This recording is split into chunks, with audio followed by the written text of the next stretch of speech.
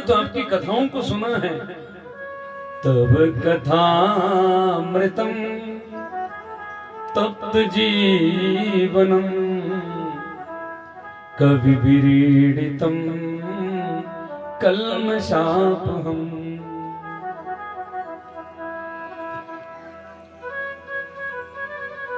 आपके ऊपर कलंक लग जाता है, इसलिए हमने शरीर का त्याग नहीं किया।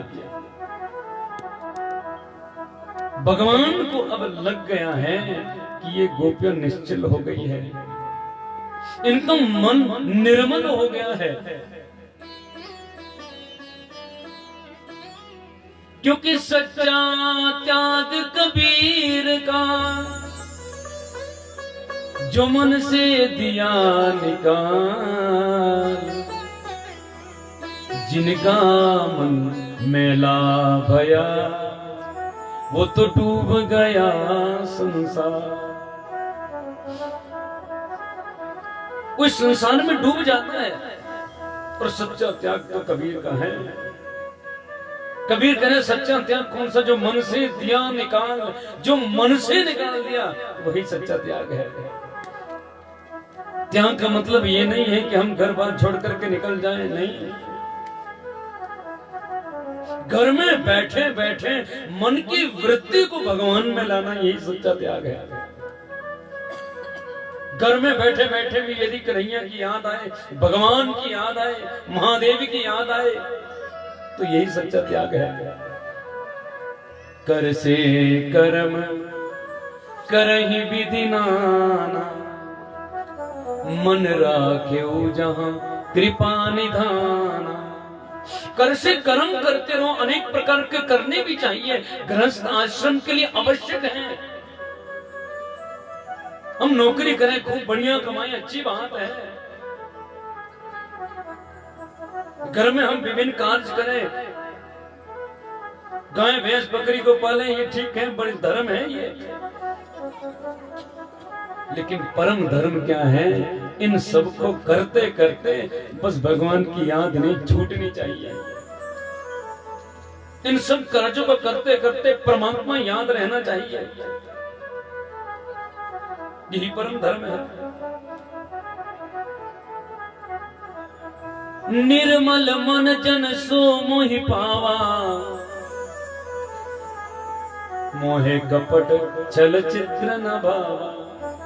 इनके मन में जो कपट था, जो अभिमान था, वो खत्म हो गया, और अब ये मुझे प्राप्त कर सकती हैं।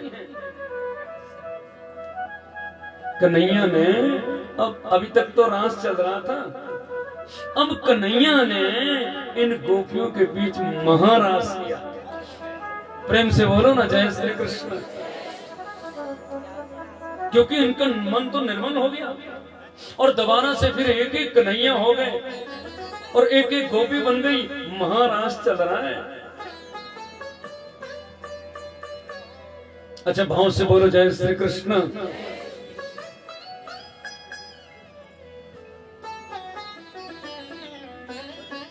आज हमारे लाला की शादी है, और शादी में तो ताकत बढ़िया होनी चाहिए। बोले वृंदावन बिहारी लाल की। अब थोड़ी बात बनी। हाँ, अब आपको बाराती भी तो बनना है ना, तो बाराती तो बिल्कुल चकाचक होते हैं जी। महारास हो रहा है, एक एक गोपी, एक एक कन्हैया। कैलाश में भगवान शंकर सोच रहे हो, बचपन में दर्शन तो किए थे, और छोटे से थे लाला, फिर बढ़िया अपने मस्तक को घुमाए थे हमने। मैंने सुना बड़ा हो गया है, और वहां तो महारास चल रहा है, और कन्हैया को प्राप्त करने का बड़ा साधन है।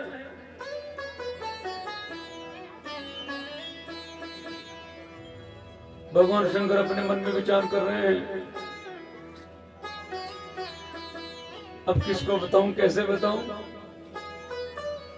पार्वती के पास पहुंचे, लेकिन जैसे पार्वती मैया को देखा तो फिर तो भोलेनाथ तो अपनी भूल गए। इतना सुंदर श्रृंगार करा पार्वती माता ने। और देखो पार्वती हिमाचल की बेटी है। हाँ, श्रृंगार क्या बड़ी सुंदर लग रही है। और हिमाचल वाले सुंदर तो होते ही हैं जी। भगवान शंकर ने कहा जा रही है। पार्वती ने कहा बात ऐसे है कि अब हाँ मुझे तो निमंत्रण आया है। निमंत्रण? बोले हाँ। कहाँ का निमंत्रण? देखो जी वो वहां वृंदावन में वो सब महाराज चल रहा है, उसमें सभी जितनी भी गोपियां सबको बुलाया है। अच्छा? बोले हाँ। ओहो, अरे वहां जाने का तो मेरा भी मन कर रहा है देवी। पार्वती कहने लगी देखो जी वहां पर जेंट्स नहीं जाते, वहां पर केवल माता ही जा सकती है, पुरुष नहीं जा सकते। भोलेनाथ कहने लगे देखो भाई कुछ भी हो मेरे को तो जाना है। पार्वती ने कहा नहीं जा सकते आप, वहां पर महिलाओं का केवल जा सकते हैं, पुरुष नहीं जा सकते। भोलेनाथ का सुनो, आज तक मैंने तुमसे कुछ मांगा है? बोलो। रोटी कपड़ा मकान कुछ होता है? भोजन होता है? मैंने कभी बोला बनाने के लिए? 88 हजार वर्ष की समाधि लग जाती है, मैंने कभी बोला ही नहीं।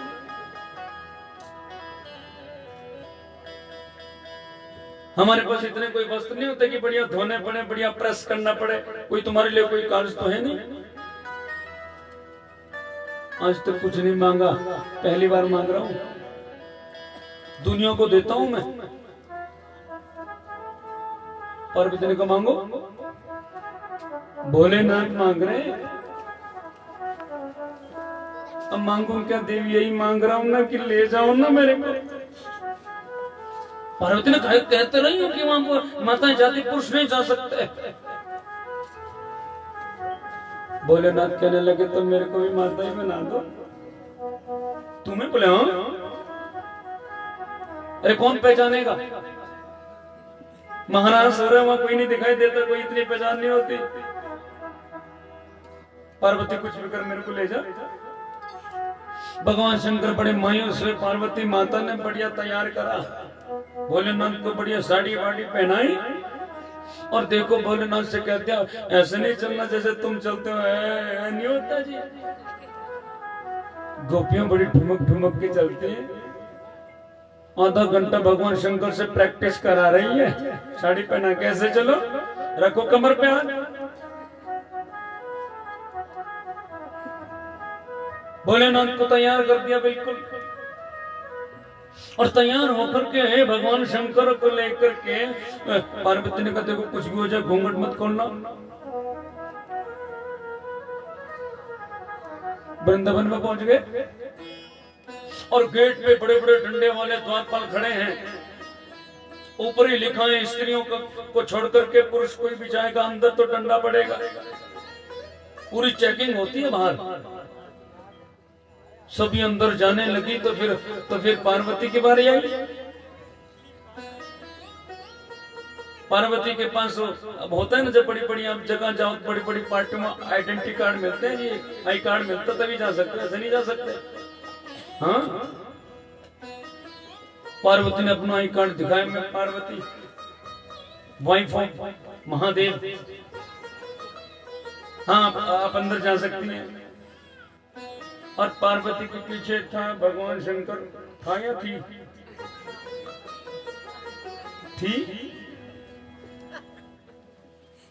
घर वाला अंदर जाना है? बोले हाँ। कार्ड ले आओ, पहचान पत्र का। बोले शंकर का अपना तो पहचान पत्र ही निराला है जी। पार्वती को कौन बारे में बताया ना, कुछ बोलना। मैं क्या बोलूं, मैं तो मना कर रही थी पहले ही। भगवान शंकर ने कहा तो फिर अपना पहचान पत्र निकाल दूं, वो गले में लटका दूं, 2 मिनट में भाग जाएंगे तुम्हारे पास। पार्वती ने नहीं बखेड़ा मत करना यहाँ पे, मैं कुछ करती हूँ। हाँ तो मैं वही तो बोलूं, कुछ करना। पार्वती कहने लगी सुनो ये बेचारी भोली है, ऐसी अनपढ़, इसको ज्यादा पता नहीं है, आई कार्ड अपना भूल गई घर में, मेरी जिम्मेवारी पर अंदर भेज दो, ये मेरी सहेली है। द्वारपाल भगवान शंकर को नीचे से ऊपर देखे, पार्वती सच्ची बोले तो ये सहेली कम सहला ज्यादा लगता है, इतनी लंबी होती है भाई। पार्वती कहने लगी तुम्हें नहीं मालूम हमारे पहाड़ों की लड़कियां बहुत लंबी लंबी होती है। जैसे कैसे भगवान शंकर का प्रवेश हो गया महाराज में, और अंदर जो, अच्छा वहां पे गेट पे क्या है जी, गेट पे ही जो गोपी अंदर जाती है उसके साथ एक कन्हैया प्रकट हो जाते हैं। जो गेट से अंदर गया एक कन्हैया मिल गया, पार्वती अंदर गई तो एक कन्हैया मिल गए। अब ये सहेली, सहेली या सहला, ये भी जब गेट पे गई तो इसको भी एक कन्हैया मिल गए। लो जी, अब तो दोनों के बीच में महाराज चल रहा है। अरे भोले भंडारी तो भोले ही हैं, और भोले को हर जगह जगह मिल जाती है। कहते हैं ना हमारी भाषा में, बोल भोले का भगवान, बोले अति भोले भोलेनाथ। इनको कोई गालियां भी दे तो भी नहीं अच्छा लगता है। सबके मंत्र होते हैं बड़े तकड़े तकड़े। हाँ, बोले शंकर को तो मैं बम बम बम बम बम बम बम बोल दो, प्रसन्न है। जो मर्जी बोल दो, भगवान शंकर को सब प्रसन्न है। औरों को बढ़िया बढ़िया चढ़ाते हैं, भोलेनाथ को तो पानी चढ़ाते हैं, वो भी ठंडा ठंडा।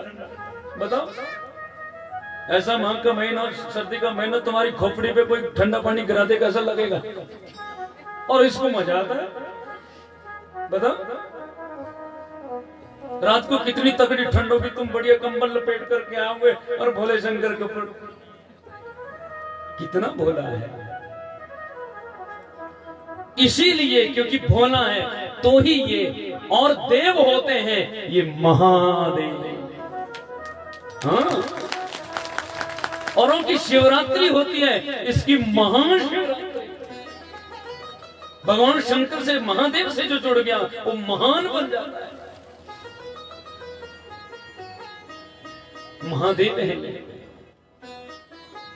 पूरी दुनिया में एकमात्र ऐसा देवता है जिसके द्वारपालों सहित, इसके वाहन सहित सबकी पूजा होती है। बेटे के वाहन सबकी पूजा। हाँ, और आप गजब का विचित्र देखेंगे जी। भगवान शंकर के बेटे हैं गणेश। गणेश का वाहन क्या है? चूहा, है ना? और भगवान शंकर के गले में है सांप। सांप और चूहे, कभी सांप चूहा को देख ले सब छोड़ेगा कभी? बोलो, पकड़ लेगा। यहाँ पर दोनों ही महादेव का नाम जपते हैं, ओम नमः शिवाय, ओम नमः शिवाय। हाँ, कार्तिकेय का वाहन क्या है? मोर। मोर सर्प को देख ले, सांप को देख ले, उठा के ले जाता है, छोड़ता नहीं है। यहां दोनों ही खेलते हैं। शंकर जी का वाहन क्या है? नंदी माने बैल। और माता जी की गाड़ी क्या है? शेर। शेर बैल को देख ले छोड़ेगा? बोलो, यहां दोनों ही महादेव का नाम जपते हैं। कितना प्रेम, कितना विचित्र है। जब शंकर भगवान की पूजा होती है ना, तो उनके सभी गणों की पूजा होती है। आपको मालूम है, ये जो कुबेर होता है ना, पैसे बांटने वाला कुबेर, जिसके आप बड़ा ध्यान करते हैं, लक्ष्मी जी का कुबेर की पूजा करते हैं, मालूम है कौन है ये कुबेर? पता है कौन था?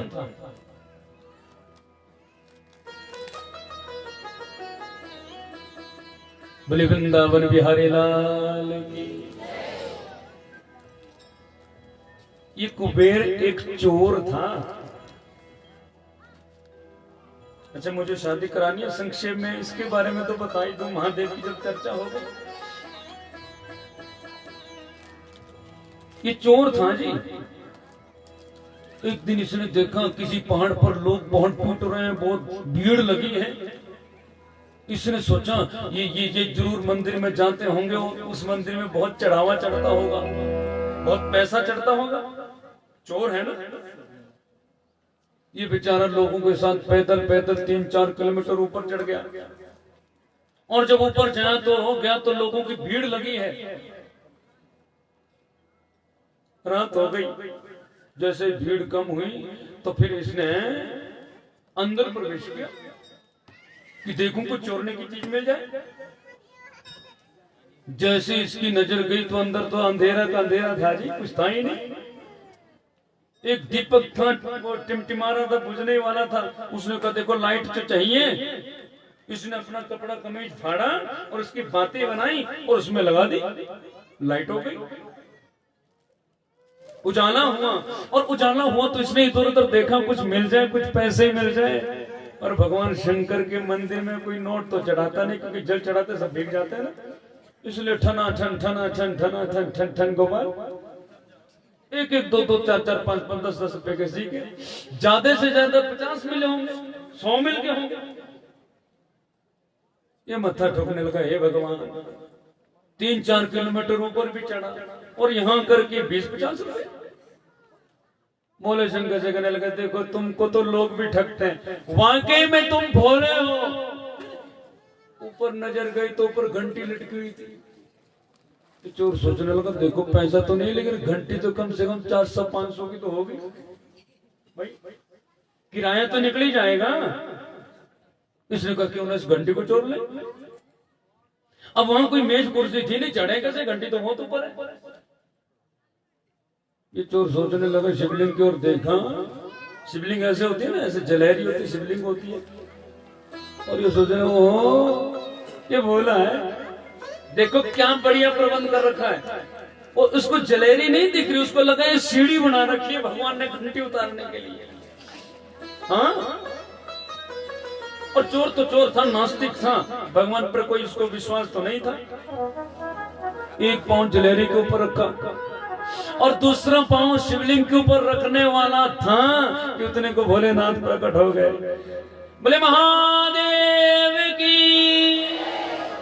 शंकर भगवान की। महादेव प्रकट हो गए। बोले नंद का बस कर बेटा, बस कर, बहुत हो गया, बस अब तो बहुत हो गया रे, तू तो बड़ा बड़ा बड़ा भक्त है। चोर तो कांपने लगा, पकड़ा गया। अरे बोले बाबा बस बस बाबा, नहीं नहीं बेटा, अरे तू तो मेरा बहुत बड़ा भक्त है। चोर ने सोचा तो भक्त बता रहे। अरे बाबा सच्चाई बताऊं, मैं तो चोर था, चोरी करने के लिए आया था। बोले नंद का देखो मेरे भक्त अपने आप को ऐसा ही बोलते हैं, तू तो मेरा सबसे बड़ा भक्त है, मांग तुझे क्या चाहिए।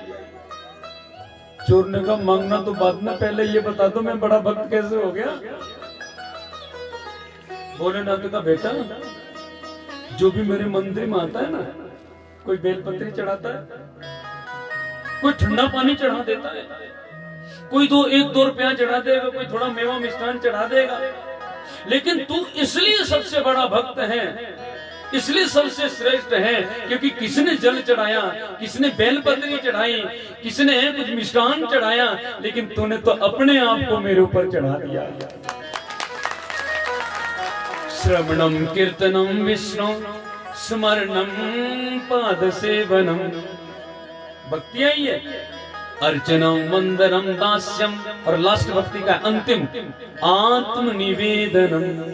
अपने आप को भगवान के भरोसे छोड़ दो,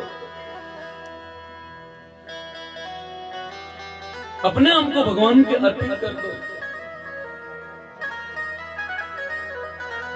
और भगवान ने इसी चोर को चोरी के लिए घूमता है ना, दर्द ठोकरे खाता है ना बेटा, मेरा भक्त ठोकरे नहीं खा सकता, जाओ आज से मैं तुम्हें कुबेर बनाता हूं। बोलो 1-2 रुपए के लिए जो भटकता था वो बैंक का मैनेजर बन गया, मैनेजर छोड़ो मालिक बन गया। भोलेनाथ की जिस पर कृपा हो जाए, ये निराले हैं जी, भोलेनाथ की मस्ती निराली है। प्रेम से बोलो जय महादेव।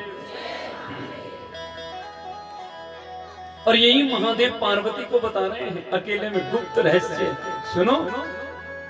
उमा कहूं मैं अनुभव अपना, सत हरि भजन जगत सब सपना।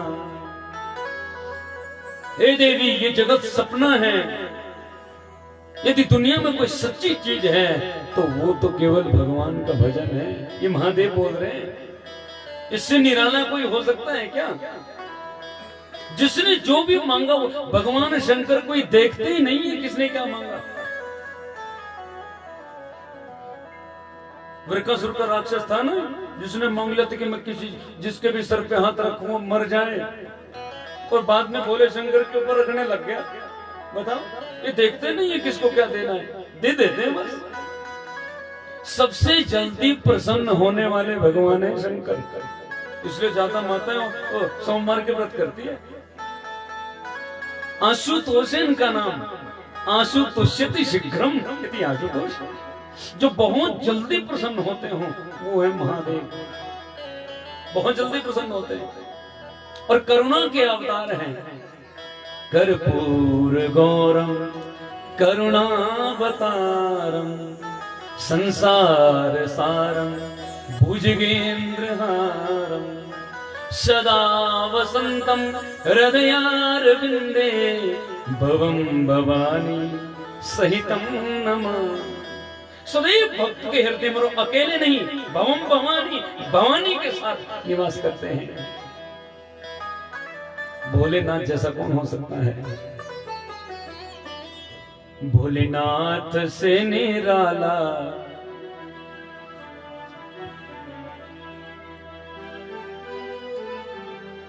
कोई और नहीं,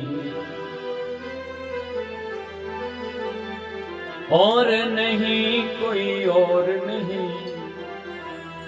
बोले वृंदावन बिहारी लाल की। शाम को देखेंगे भगवान शंकर पार्वती को बता रहे हैं केवल भगवान का भजन सत्य और कुछ नहीं है।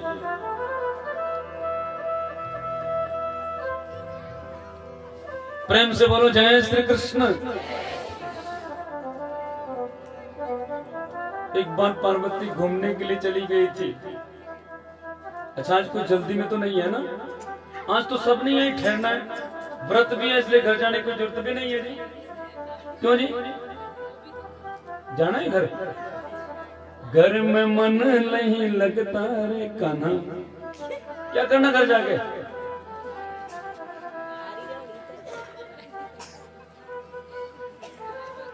बोले वृंदावन बिहारी लाल की।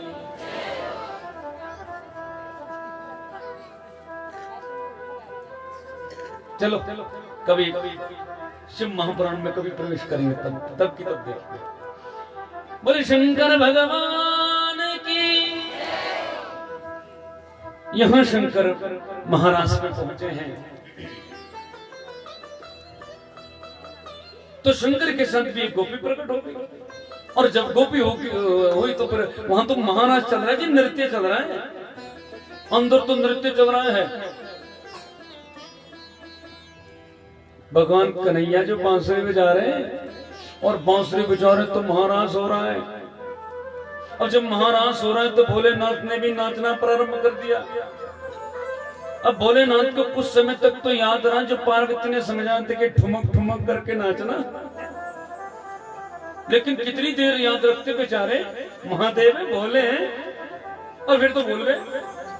और जब भूल गए तो फिर अपने आपे में आ गए, क्योंकि मोहन से जिसकी निगाहें मिल जाती है सब कुछ भूल जाता है। भगवान अपने असली नृत्य में पहुंच गए और भगवान करते हैं तांडव। हाँ, जटाटवी गलज्वल प्रवाह भावित स्थले, तांडव में पहुंचे बोले ना। प्रेम से बोलो जय श्री कृष्ण। अपना अपना नृत्य मैंने कल कहा था ना। और देखो आज तो मुझे दिख भी रही, हमारे 6 बटाली से आए हैं, भगवान के बड़े सच्चे सेवक हैं। और मैं कल बात कर रहा था, मैंने नृत्य में प्रभु कृपा से बहुत घुमा हूं इन कथाओं को लेकर के। इतना सुंदर नृत्य करते हैं ये लोग। और कल मैंने आपको भी देखा, कल परसों मुझे बहुत अच्छा लगा। इतना बढ़िया नृत्य करते हैं, धरती को भी पता नहीं लगता है कोई नाच रहा है। बताओ, इतने सुंदर नाचते हैं। नृत्य करना बहुत बड़ी कला है जी।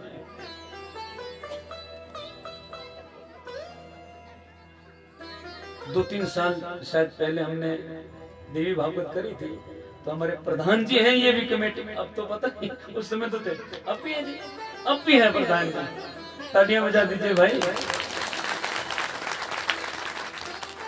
बहुत सुंदर इनकी व्यवस्था है वहां पर, बहुत अच्छा। कभी जाना इतना सुंदर। और मैंने एक बड़ी बड़ी सुंदर चीज वहां से देखी। वहां पे एक बेस होता है ना, बेस, एक बेस है वहां पे। मैंने तो जिंदगी में पहली बार देखा जी, आपको मालूम नहीं। उसमें ऐसी टहनियां हैं जैसे दुल्ले का सहरा नहीं होता, ऐसे ऐसे झूलती है जी। हाँ, देखना कभी अगर आप बस में भी जाओ ना, अब भी है प्रधान जी, अब भी होगा। मंदिर के पास बिल्कुल सड़क नहीं है नीचे, और झूलता है। इतनी लंबी लंबी उसकी बैल, टहनियां भी नहीं, बैल जैसे है ना, और बहुत लंबी लंबी है, कोई 20-20 फुट की। दूर से देखो तो ऐसा लगता है कोई महारानी कोई जैसे बाल बना रही हो, किसी के बाल हो। बड़ी सुंदर चीज है, और बड़े अच्छे लोग हैं।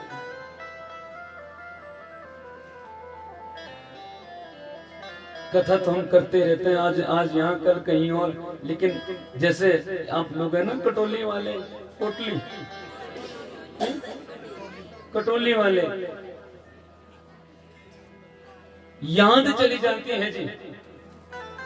और हमें और जगह में बताने को मिल जाता है कि श्रोता हो तो कोटली जैसे, कटोली जैसे। भाई मैं बोले तुम समझ लेना, मेरे को प्रॉब्लम है, आज तक समझ में ना 6 दिन हो गए।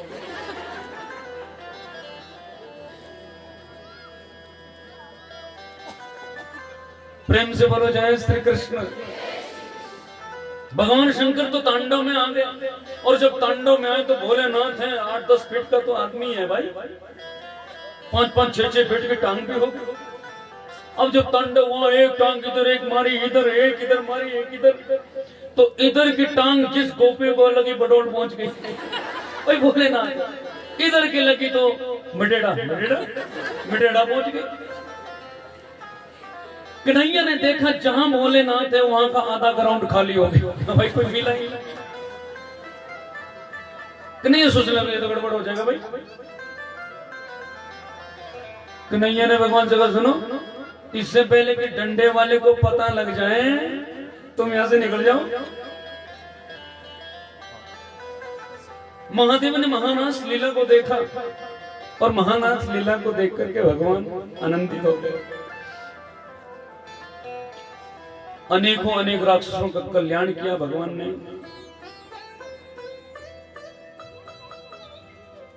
नारद जी मन में विचार कर रहे हैं कि कंस की आतताई पर बढ़ता जा रहा है, कैसे करके इस दुष्ट का कल्याण हो। जय आचार्य जी, विपिन जी तो नहीं? अच्छा, मैंने इनको देखा उसमें फेसबुक पे। हाँ, मुझे फेसबुक चलानी नहीं आती, बस उस पर देखता रहता हूँ किसी की, तो मेरे आपको पहचान। बहुत बहुत स्वागत है आपका।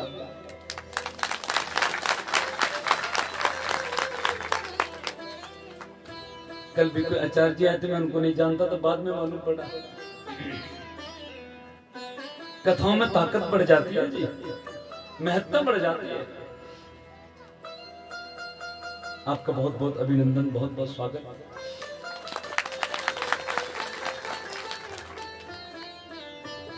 इसका आतताईपन कैसे नष्ट हो, कैसे इस बुराई को खत्म किया जाए। नारद जी ने उसको दुत्काना, यहाँ स्वा बैठा बैठा क्या करता है, तेरे को मालूम है? तेरा जो काल है वो कोई और नहीं, यही कन्हैया है। कंस ने कहा कन्हैया? बोले हाँ, जितनी भी जल्दी होती उसको मार दे, जितनी जल्दी हो सके मार दे, खत्म कर दे। वहां कंस को बता करके आगे नारद जी, और यहाँ कन्हैया के पास पहुंच गए। बड़ा बढ़िया लग रहा है, बड़े नाच रहे हो, महाराज मना रहे हो, और तुम्हें मालूम है उस दुष्ट की कैद में तुम्हारे मम्मी पापा, तुम्हारे माँ बाबा अंदर पड़े हुए हैं। और बच्चे का तो कर्तव्य है कि उसके जीते जी उसके माँ बाप को कोई कष्ट न मिले। कन्हैया कहने लगे तुम चाहते क्या हो? नारद कहने लगे मैं यही चाहता हूं कि जल्दी से जल्दी खत्म कर दो बस। कन्हैया हंसने लगे। नारद ने कहा हंस क्यों रहे हो? बलवान कंस के 5 आकर के ये बोल गए कि मेरे को खत्म कर दो, मेरे 5 सेवकों की कंस को खत्म कर दो। नाटक क्या है? नारद कहने लगे नाटक ये है क्यों जी मात ऐसी आज कोटली में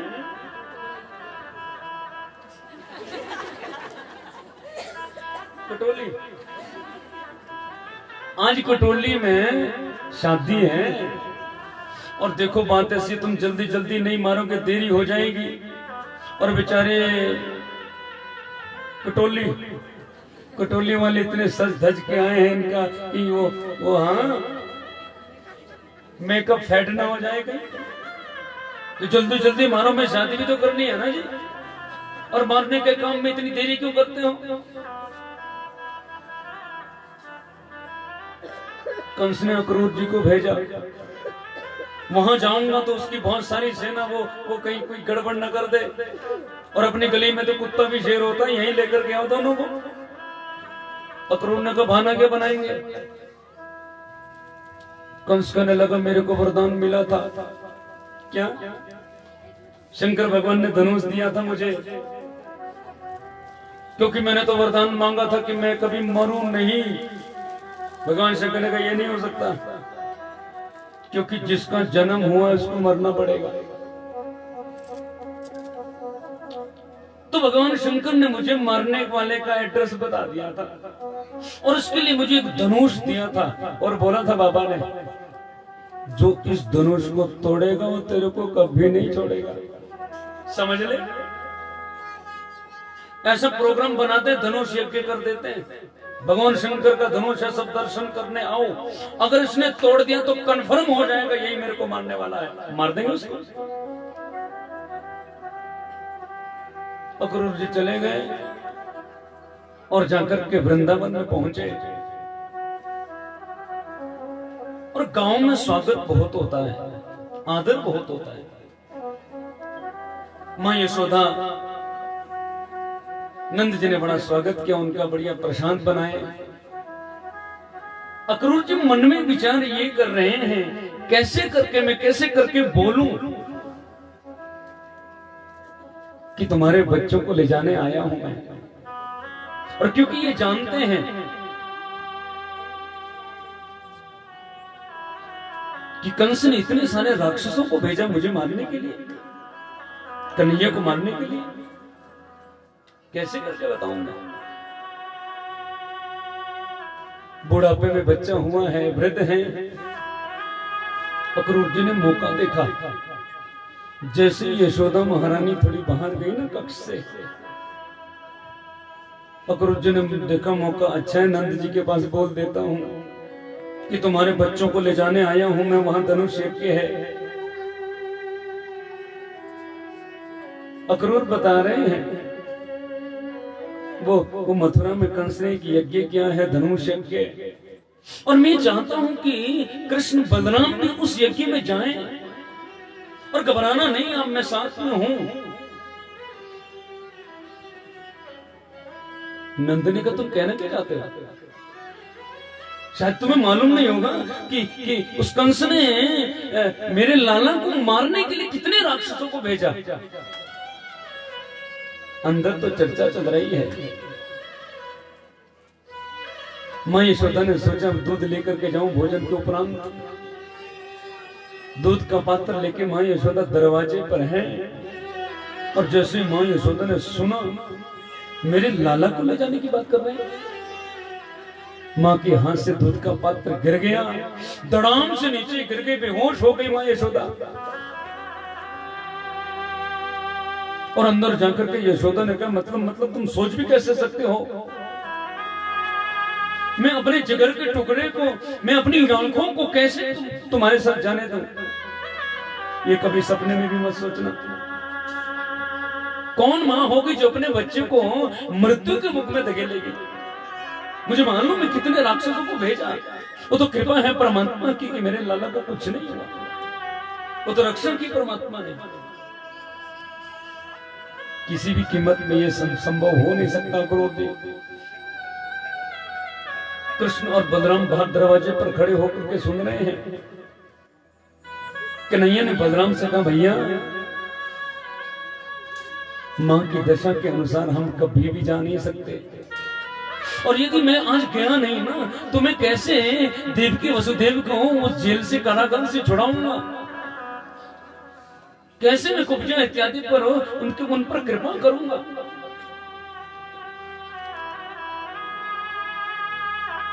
मां यशोदा गुस्सा हुई, काकरोच जी पे अपने कक्ष पे चली गई, नहीं भेजूंगी। अपने कक्ष में जाकर के मां यशोदा बैठी, और जानते हो कन्हैया धीरे से जाकर के मैया की गोद में बैठ गए। कन्हैया ने मां से कहा, उदास क्यों होती है मां?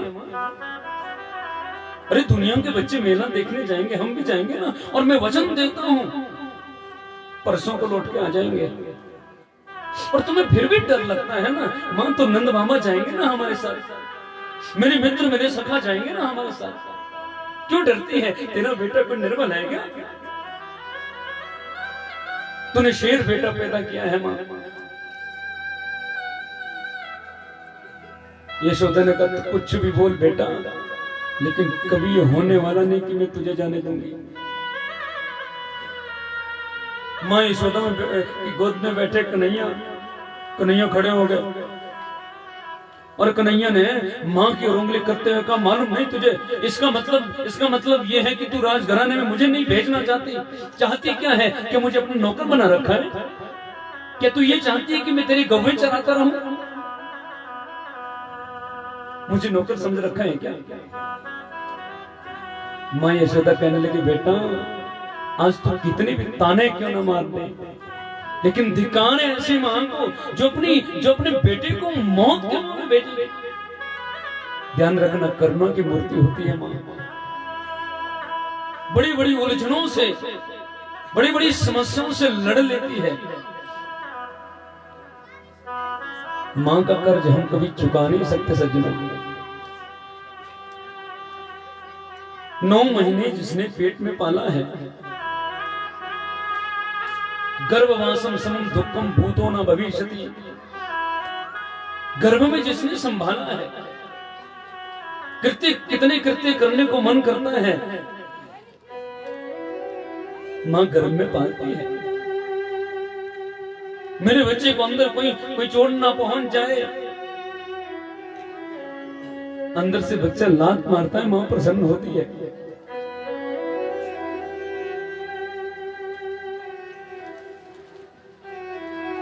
पूर्ण होता है समय तो मां बच्चे को जन्म देती है। आपको मालूम है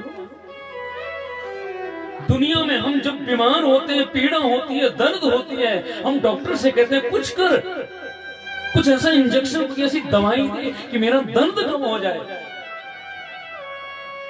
और माताओं के जीवन में ये समय आता है, उस समय सब घर वाले लोग बोलते हैं कुछ करो कि इसको दर्द हो जाए, इसको पीड़ा उठे, और मां उस पीड़ा को भी सुख की अनुभूति करते हुए हंसते हंसते सहन करती है। मेरा बेटा, मेरा बच्चा आएगा ना। अंदर घटना चलती है, 2 मिनट बाद डॉक्टर बाहर आता है, बोलता है देखो थोड़ा बीपी शुगर गड़बड़ है, इसका ऑपरेशन करना पड़ेगा, पेट काटना पड़ेगा। मां चाहती तो बोल सकती थी नहीं ये कभी नहीं हो सकता, मैं नहीं कर सकती। एक क्षण भी सोचती नहीं है मां, और कहती थी काट दो।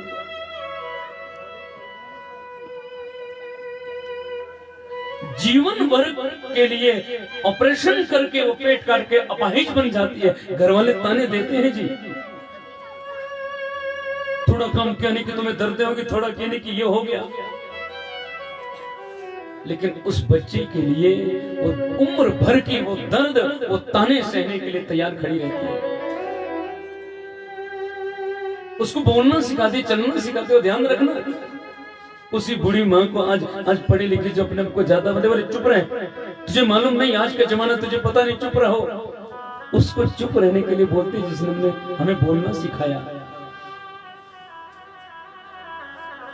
ध्यान रखना, जिसने जीवन में माँ बाप की सेवा नहीं करी ना, वो भगवान की कृपा कभी पा ही नहीं सकता,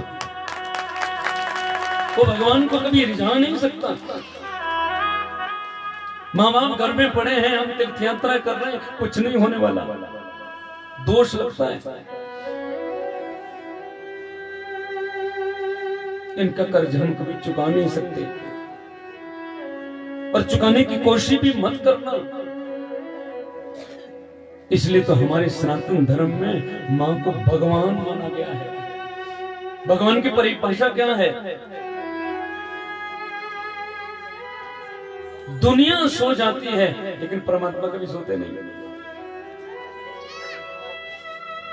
एक बच्ची का इंटरव्यू होता है, पेपर 11-11 बजे तक पढ़ती है। जानते हो मां को नींद नहीं आती, और 11 बजे बेटी बोल देती है, मां देखो सुबह मुझे 4 बजे उठना है, मुझे दूध चाहिए।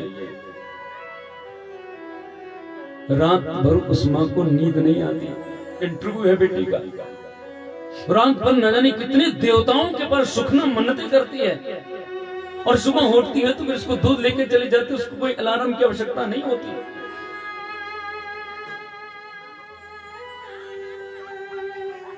बच्चे बड़े बड़े हो जाते हैं,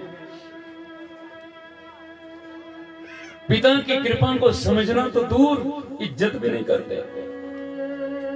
हम अपने आप को बड़ा पढ़ा लिखा मानते हैं।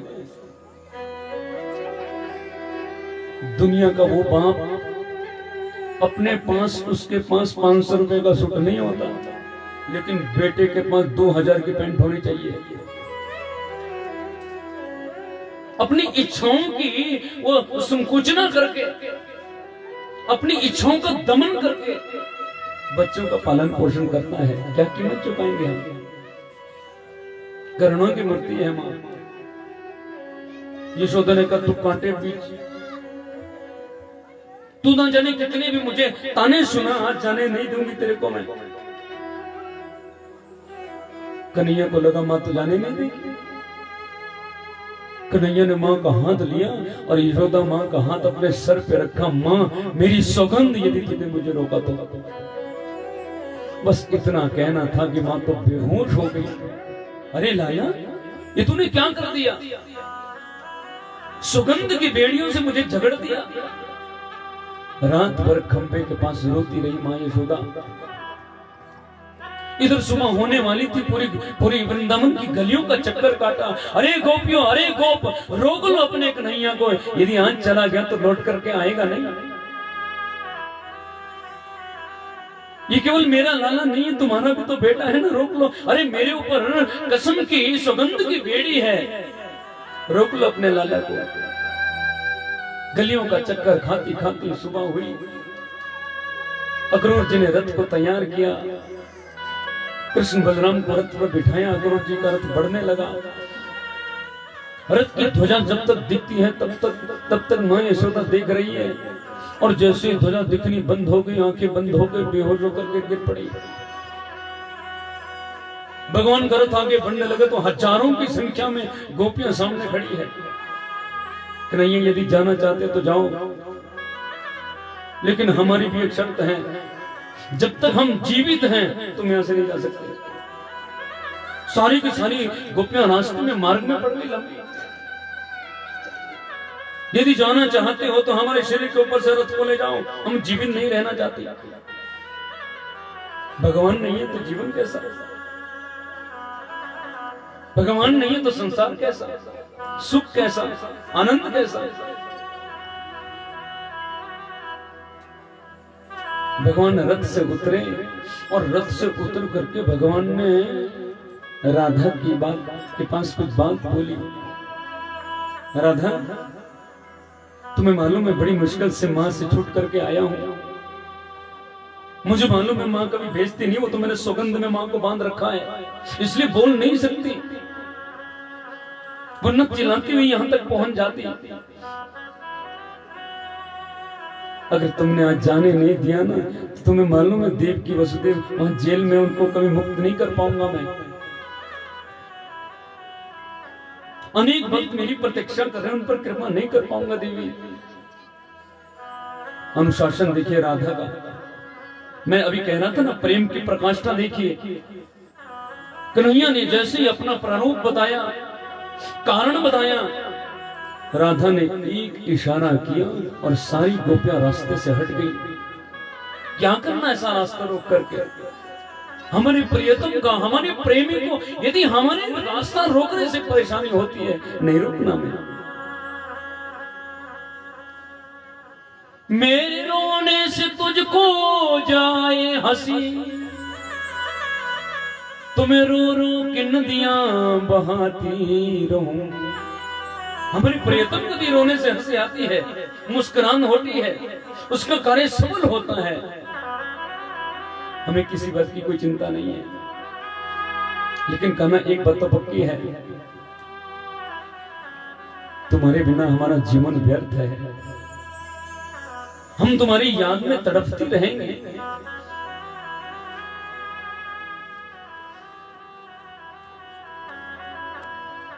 क्या करें?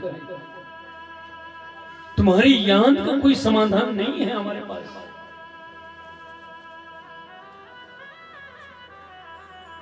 तुम्हारी याद आती है, बताओ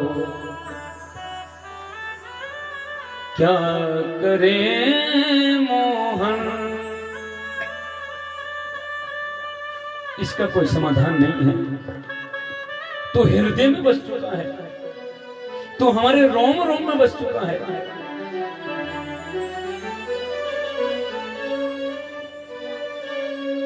इससे अलग होना हमारे बस की बात नहीं है।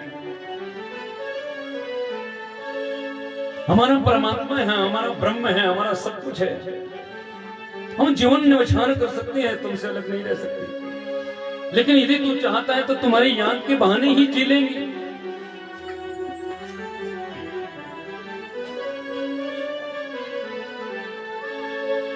तुम्हारी याद आती है, बताओ क्या करे मोहन।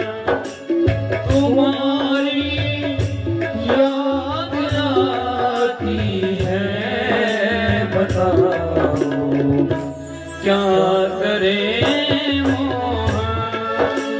तुम्हारी याद आती है, तुम्हारी याद आती है, बताओ क्या करे मोहन।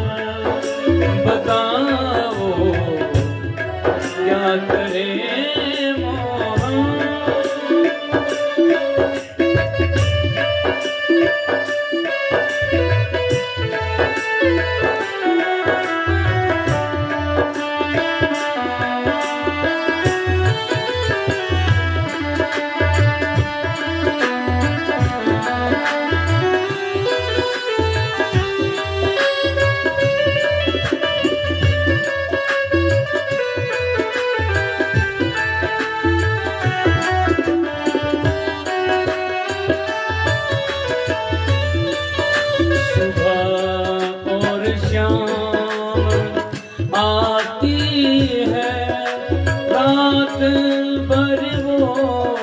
जगाती है, सुबह और शाम आती है, रात भर ये रुलाती है।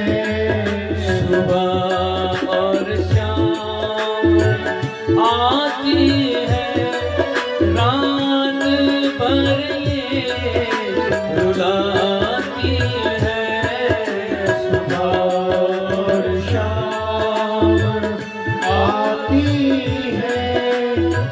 रात भर रुलाती है। चैन हमको नहीं मिलता, चैन हमको नहीं मिलता। बताओ क्या करे मोहन। बताओ क्या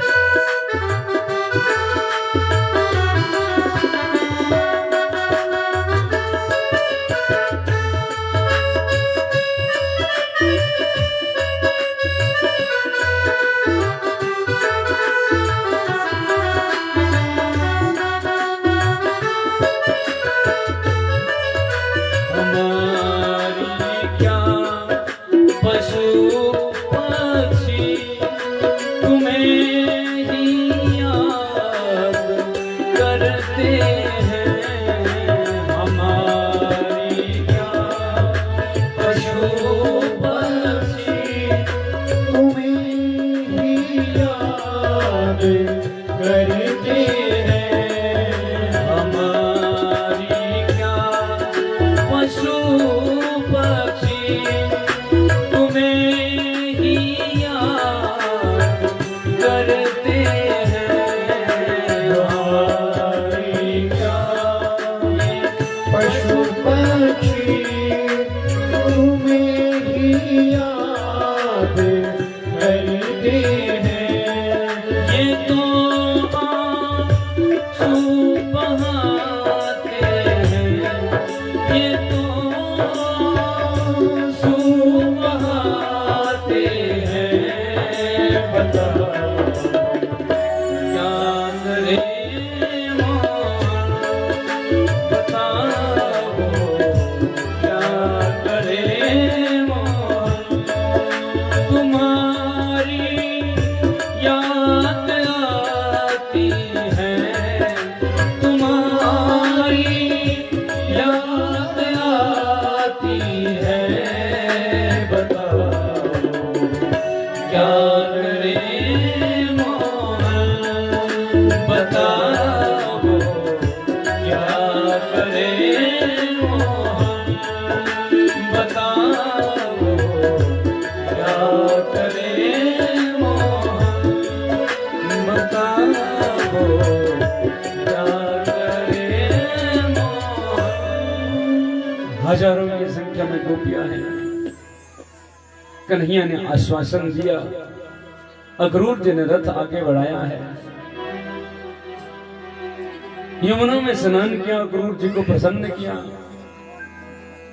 अंतर बहिर लक्षितम दोनों जगह अक्रूर जी को दर्शन कराया। समझ गया अक्रूर जी ये तो परमात्मा है, भगवान है। और कन्हैया गोपों सहित पहुंच गए मथुरा में। अनेकों अनेक भक्तों पर कृपा करते हुए प्रभु कुब्जा पर कृपा करी है। ये कुब्जा कौन है? ये कंस को चंदन लगाते हैं। चंदन घोल करके जा रहे थे, कंस को चंदन का लेपन करती है। और रास्ते में जाते जाते जब इसने कन्हैया को देखा, कन्हैया की मंडली आ रही है, पता नहीं क्या इसकी भाव ऐसे जागृति उत्पन्न हो गई, मन की ऐसी परिणति बदल गई। इसने देखा आज तक मेरा चंदन व्यर्थ गया है। पता नहीं क्यों मन किया कि मैं इन दोनों बालकों के मस्तक पर चंदन लगा दूं। और ये तो कन्हैया के सामने खड़ी हो गई। सामने खड़े होकर किसने कहा, सुनो, पता नहीं क्यों मन में इच्छा हो रही है, तुम्हें देख करके ऐसा लग रही है कि ये चंदन में तुम्हें लगा दो।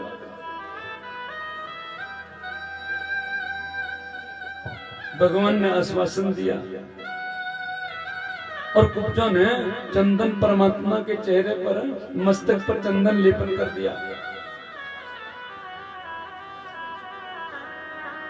भगवान ने कहा, मांगो तुम्हें क्या चाहिए? कुब्जा ने क्या मांगा मैं? 3 जगह से टैटू त्रिवक्र मुझे लोग बोलते हैं, दिखने में भी सुंदर नहीं हूं इसलिए लोग मुझे दुकानते हैं, लेकिन तुमने कम से कम चंदन का लेपन करने का अवसर मुझे दिया बिना पूछे। जिस रास्ते से मैं जाती हूँ ना, लोग वो रास्ता बदल देते हैं। कन्हैया ने कहा, देखो तुम्हारा अब संबंध श्याम सुंदर से हो गया है। भगवान ने कृपा करी, एक पांव कुब्जा के पांव के ऊपर रखा और ठोडी में जैसे हाथ लगाया, थोड़ा झटका दिया तो सीधी हो गई। बोलो जय श्री कृष्ण।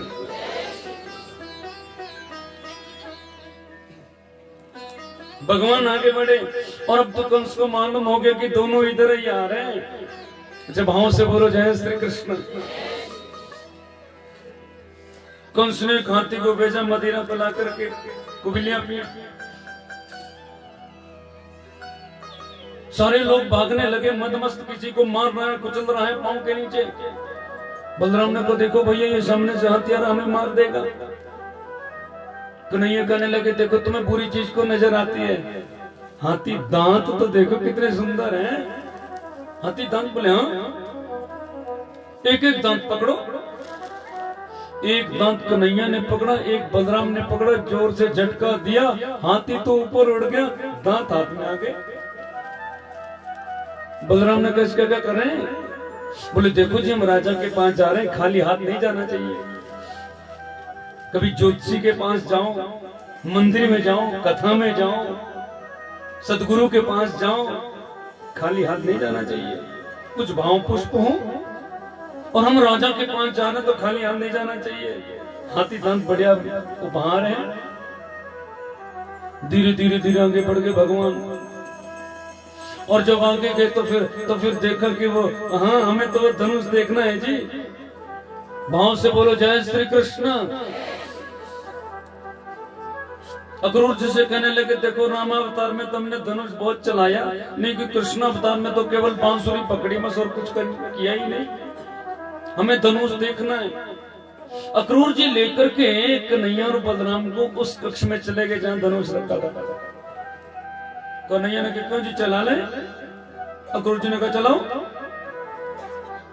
कन्हैया ने जैसे धनुष को उठाया और चांप चढ़ाई तो धनुष बीचों बीच से टूट गया।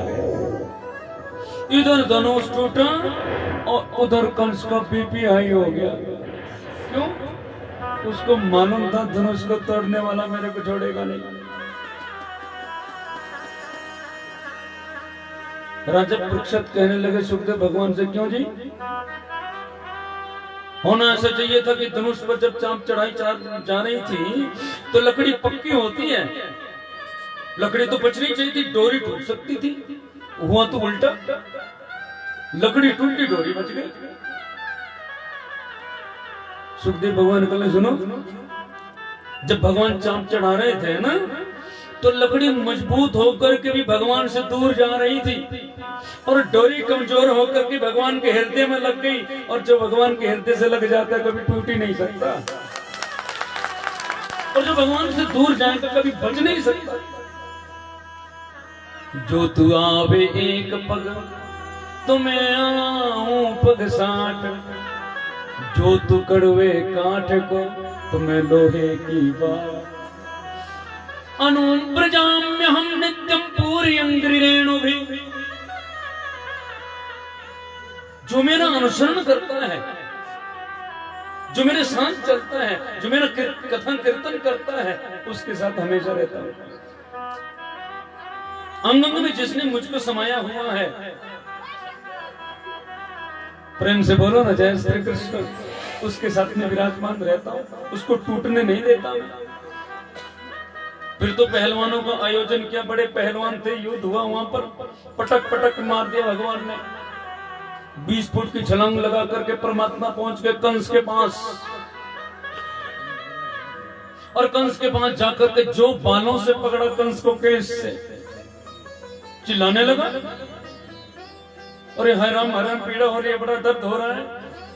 कन्हैया ने कहा सुनो, मेरी मां को विदाई दे रहे थे तुम, आपकी मां? बोले हाँ। कौन? देवकी।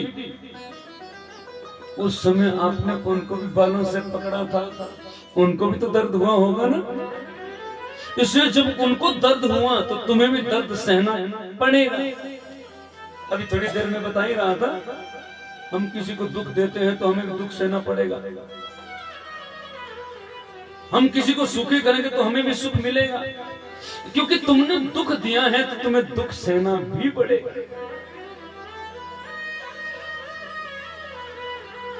कंस ये समझ गया ये कोई साधारण नहीं भगवान है। क्यों? क्योंकि मेरी और देवकी के बीच क्या घटना हुई है सबको तो पता था ही नहीं। उस समय तो 3 ही बंदे थे, एक मैं था, वसुदेव देवकी थी। वसुदेव देवकी जेल में, इसको किसने बताया? इसका मतलब ये वहां की बात जानता है, ये परमात्मा है। और कंस को आज होश आ गया, कल समझ गया क्या? मृत्यु को संवारने का मौका है। भाई भागवत की बात सिद्धांत पर आ जाओ, मृत्यु को संवारने का मौका है।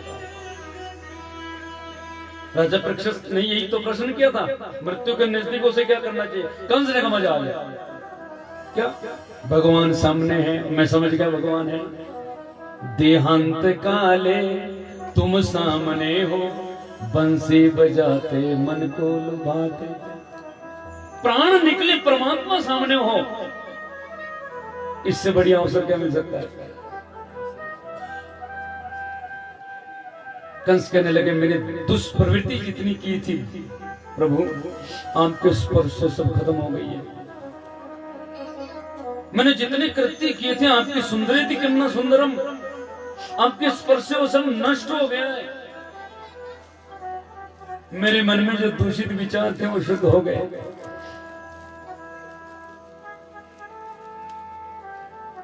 जितने भी विचार थे, कुदृष्टि थी, वो समाप्त हो गई।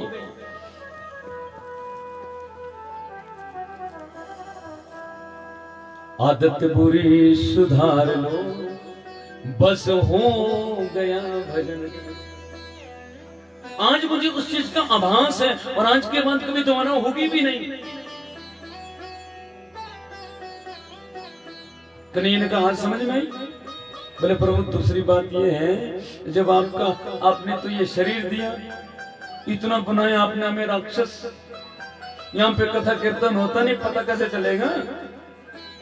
क्योंकि जहां सत्संग कथा कीर्तन वहां पता चलता है ये आचार कैसा हो, व्यवहार कैसा हो।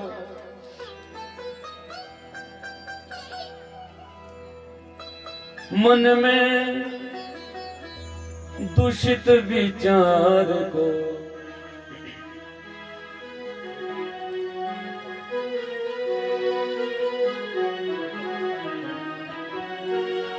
ये जो बुरे विचार है, ये केवल सत्संग में ही कटेंगे और कहीं कट नहीं सकते।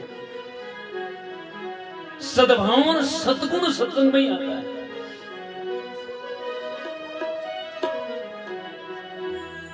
मन में दूषित विचार को आने न दीजिए, मन में दूषित विचार को आने न दीजिए, मन में दूषित विचार को आने न दीजिए, मन में दूषित विचार को आने न दीजिए। आ जाए शुभ विचार को, आ जाए शुभ विचार को जाने न दीजिए, मन में दूषित विचार को आने न दीजिए, मन में दूषित विचार को आने न दीजिए। सुंदर भाव।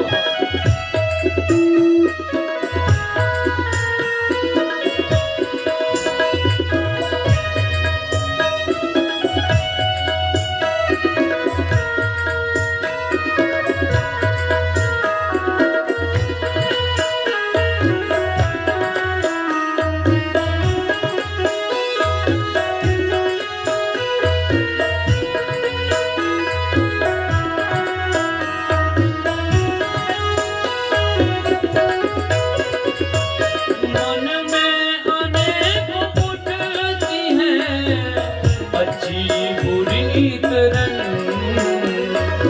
मन में अनेक उठती हैं अच्छी बुरी तरंग, तरंगों में शुभ विचार को, तरंगों में शुभ विचार को आने न दीजिए, मन में दूषित विचार को आने न दीजिए, मन में दूषित विचार को आने न दीजिए,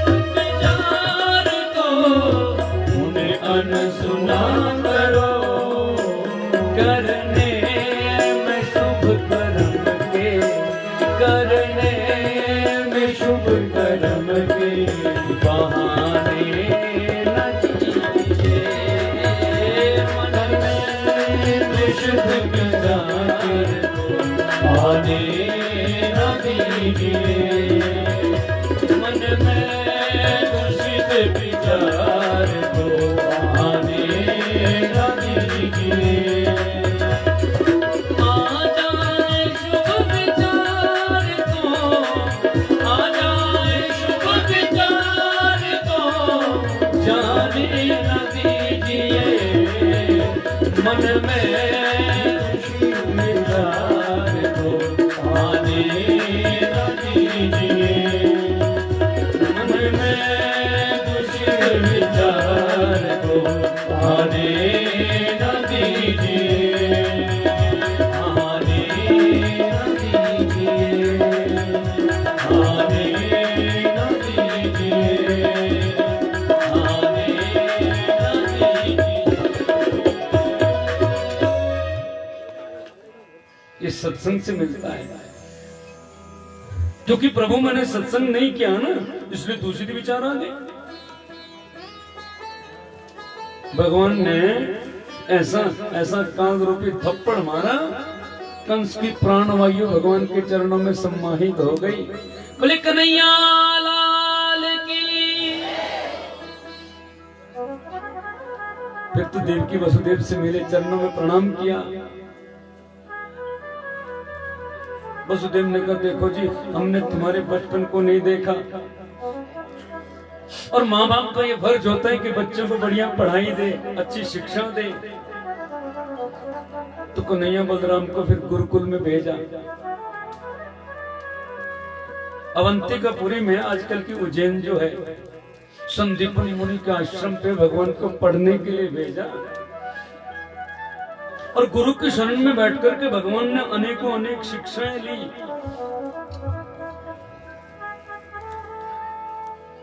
कि सरहस्यम धनुर्वेदम न्याय पदंस्तथा तथा चान्वीक्षिकीं च विद्याम राजनीतिं च खड्विदाम। देखो जी, गुरु दो प्रकार के होते हैं, एक होता है शिक्षा गुरु, एक होता है दीक्षा गुरु। शिक्षा गुरु कौन होता है? बोले जो शिक्षा दे उसको बोलते हैं शिक्षा गुरु। जिससे हमें शिक्षा मिले वो शिक्षा गुरु है। रास्ते में जा रहे थे और थोड़ा पत्थर उठा हुआ था, हमारा पांव उसमें फंसा, धड़ाम दे करके गिरे। दूसरे दिन जब जाएंगे तो सबसे पहले पत्थर दिखेगा और शिक्षा मिलेगी, देखो जी नीचे देख करके चलना चाहिए। तू नीवा हो के चल कि निविया न राम मिलदा। शिक्षा मिली तो वो पत्थर हमारा शिक्षा गुरु हो गया। प्राइमरी में पढ़े वो शिक्षा गुरु, मिडिल में गए, सेकेंडरी में गए, कॉलेज में पढ़े वो शिक्षा गुरु हैं। और शिक्षा गुरु बदलते रहते हैं। जहां से तुम्हें शिक्षा मिले वो शिक्षा गुरु, तो छोटा हो, बड़ा हो, बालक हो, कोई भी हो, लेकिन दीक्षा गुरु तो एक ही होता है। जो दीक्षा दे उसको बोलते हैं दीक्षा गुरु। ये बदला नहीं जा सकता। और सही मायने में मैं बात करूं तो दीक्षा गुरु भी गुरु नहीं होता, उसका मंत्र गुरु होता है। क्योंकि दीक्षा गुरु कभी पास्ट में नहीं जाता। गुरु जी को कभी थे नहीं बोलते कि मेरे गुरु जी वो थे। गुरु हमेशा है ही रहता है। जब तक जिएंगे तब तक मंत्र तुम्हारे अंदर संरचना करेगा, परिभ्रमण करेगा। और दीक्षित जो लोग होते हैं उनकी दिशा बदल जाती है। इसके लिए जीवन में गुरु का होना जरूरी है। प्रभु से मिलने का रास्ता बताते हैं। हमारे घर में बल्ब होता है ना, बल्ब लाइट होती है, मीटर होता है। बल्ब है जीव हम लोग, और मीटर है परमात्मा। देखो जी, लाइट तो मीटर में ही रहती है ना, बल्ब तो आगे जाके जलता है। तो बल्ब है जीव, मीटर है भगवान। लेकिन बल्ब तब तक नहीं चलेगा जब तक उसके बीच में तार न लगी हो। और ये तार होता है गुरु। ये तार ही तो सदगुरु है। जीव को जो ईश्वर से मिलाता है, जीव को जो परमात्मा से मिलाने का रास्ता बताता है, उसको गुरु बोलते हैं। और मैं तो बहुत साफ शब्दों में कहता हूं, पानी पियो छान के, गुरु बनाओ जान के। जल्दबाजी में निर्णय नहीं लेना चाहिए जी। और मैंने कल परसों किसी प्रसंग में बताया भी था कि हम चकाचौंध को देख करके निर्णय ले लेते हैं। बड़े बड़े आश्रम हैं, बड़ी बड़ी गाड़ियां हैं, हजारों की संख्या में सेवक हैं, और बाद में फिर कई लोग आते हैं हमारे पास, गुरु जी क्या करें, वो हम तो गुरु जी तो हमारे जेल में चले गए, हम तो बिना गुरु के हो गए जी, गड़बड़ हो गई, क्या करें, गुरु बदल दे। गुरु कोई कपड़ा नहीं है, आज दूसरा पहन लिया कल दूसरा पहन लिया। यदि बना लिया तो कोई संशय, जब मन में एकाग्रता जाग जाए कि नहीं, यही मेरे जीवन को परिवर्तित कर सकता है, यही मेरी आत्मा को सन्मान पर लगा सकता है, यही मेरी आत्मा को प्रसन्न कर सकता है। जब मन ने निश्चल गति से ये बिल्कुल स्पष्ट कर दिया, उस परिस्थिति में हम निर्णय लो कि यही मेरे जीवन को सदमार्ग लगाने वाला है। वो तत्वज्ञानी, वो तपस्वी, वो शास्त्रज्ञ। और हमारे यहाँ तो कहावत है, बोले घर का जोगड़ी जोगना और बाहर का जोगड़ी सिद्ध। हमारे यहाँ कई ऐसे तपस्वी लोग हैं, भजनानंदी लोग हैं, लेकिन हम तो चकाचौंध देखते हैं ना जी। जीवन में सदगुरु का होना आवश्यक है। राम ने बता दिया तो सदगुरु, कृष्ण ने बता दिया तो फिर गुरु। ये तन विष की बेलरी और गुरु अमृत की खान, शीश दिए जो गुरु मिले तो भी सस्ता जान। अनेकों अनेक विद्यालय, धनुष विद्यालय, सरहस्त्रम, धनुर्वेदम, न्याय की शिक्षा प्राप्त करी। राजनीति क्योंकि आगे जाकर के राजा बनना है, राजनीति की शिक्षा लिया। कौन सी राजनीति श्रेष्ठ होती है? जो राजनीति धर्म नीति पर चले उसको श्रेष्ठ बोलते हैं। जो राजनेता कथा कीर्तन में नहीं आता हो ना, उसको वोट नहीं देना चाहिए, उसके लिए तो नोटा होता है। हाँ, जो सत्संग में है आपकी मदद न करे, सत्संग में दान न करे, उस राजनेता को वोट ही नहीं देना। किसी भी पार्टी से मुझे फर्क नहीं पड़ता, क्योंकि वो राजनेता श्रेष्ठ हो ही नहीं सकता जो धर्म नीति पे न चला हो। राजनीति वही श्रेष्ठ होती है जो धर्म की राह पर चलती है। जो धर्म की राह पर चलेगी वही राजनीति श्रेष्ठ होती है। जो सत्संग में, आयोजनों में जाए, वहां जाकर के उनकी मदद करे, अपने मतलब के लिए तो सब करते हैं जी, परमात्मा के लिए कुछ कृत्य करके दिखाए, समझ लो राजनेता श्रेष्ठ है। प्रेम से बोलो ना, जय श्री कृष्ण।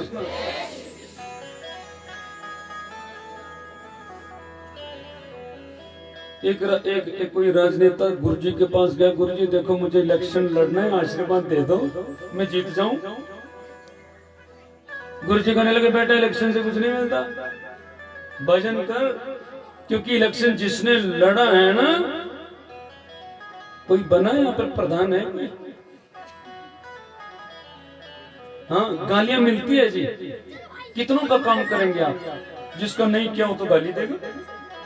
बोलो, मेरा टैंक बनवाया, इसको बनवा दे, मेरे को नहीं बनाया, गालियां तो मिलेगी। और यहाँ भजन करोगे तो आनंद मिलेगा। गुरुजी ने कहा कुछ नहीं इलेक्शन से, एक तरीका बताता हूं। क्षण भंगुर जीवन की कलिका, कल भोर न जाने खिले न खिले। क्षण भंगुर जीवन की कलिका, कल भोर न जाने खिले न खिले। मलिया चल की सूची मंद सुगंध, समीर न जाने चली न चली। मलिया चल सूची मंद सुगंध, समीर न जाने चले न चले। कली काल कुठार लिए फिर तन नम्र चोट झली न चली कली काल कुमार लिए फिर तन नम्र पे चोट न चली। इसलिए क्या काम कर, नाम हरि का तोरट रसना फिर अंत समय में ही लेना ही। नाम हरि का तोरट रसना फिर अंत समय में ही लेना ही। ये जीवन क्षण भंगुर है बेटा, आज है कल नहीं रहेगा। इसलिए मैं तो एक ही बात बताता हूँ कि कली काल जो है ना कुठार कुल्हाड़ा लेकर के पीछे खड़ा है, न जाने कब मृत्यु हो जाए। लक्षण का चक्कर छोड़, नाम हरि का, भगवान का नाम ले, परमात्मा का नाम ले, क्या पता अंत समय में जीव हिले ना हिले, अभी ले ले। राजनेता कहने लगे गुरुजी अब राजनीति का चस्का क्या होता है आपको मालूम नहीं? हाँ आपको मालूम है? क्षण भंगुर पद की कंज कली 5 साल के बाद खिली ना खिली। क्षण भंगुर पद की कंज कली। गुरुजी 5 साल बाद इलेक्शन होते हैं और उसमें भी सीट मिल जाए कंफर्म नहीं है। हाँ और चलो सीट मिल भी गई, जीत जाए ये भी जरूरी नहीं है। अच्छा जीत भी गए, सरकार टिक सकती है क्या? विपक्ष कुठार लिए वीरता सरकार पे चोट झीली ना झीली। विपक्ष कुठार, विपक्ष खड़ा रहता है ना। इसलिए गुरुजी हम नेताओं ने तो एक नियम बना रखा है। क्या नियम? इस बार बन गया अगली बार का मालूम नहीं। इसलिए या के नोट घसीट घसीट धरो फिर अंत में सीट मिली ना मिली। या के नोट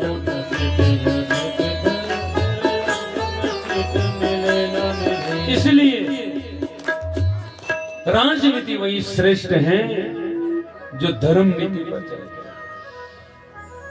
भगवान ने सुंदर शिक्षा ग्रहण की, कंस को मार दिया, उसकी जो पत्नियां थी अस्थि प्राप्ति पिता जरासंध के पास पहुंची, हमारे पति को मार दिया। जरासंध ने आक्रमण करा, 17 बार आक्रमण करा, भगवान ने हरा दिया। 18वीं बार ब्राह्मणों को यज्ञ करने के लिए बिठा दिया। मैं जीत गया जो मुंह मांगी दक्षिणा दूंगा, हार गया तो तुम्हें मार दूंगा। पंडित जी तो बेचारे जो नाम से अपने हे गोविंद बचा दो, हे गोविंद बचा दो।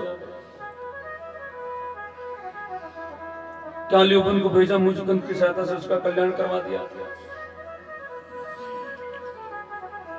जरासंध ने 18वीं बार 23 अक्षौणी सेना को लेकर के आक्रमण कर दिया। भगवान परवर्षण पर्वत पर चढ़ गए।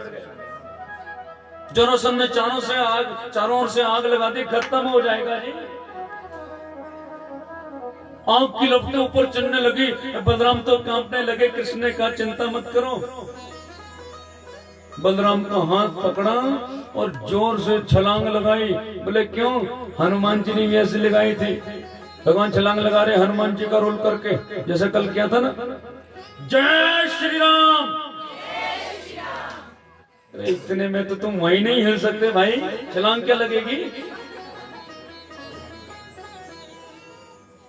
बलराम का हाथ पकड़ा, फिर जोर से आवाज लगाई, जय श्री राम। भगवान की लैंडिंग जहां पे हुई उसका नाम पड़ गया द्वारिका। समुद्र के बीच में भगवान ने 48 कोस लंबी 48 कोस चौड़ी एक नगरी बना दी।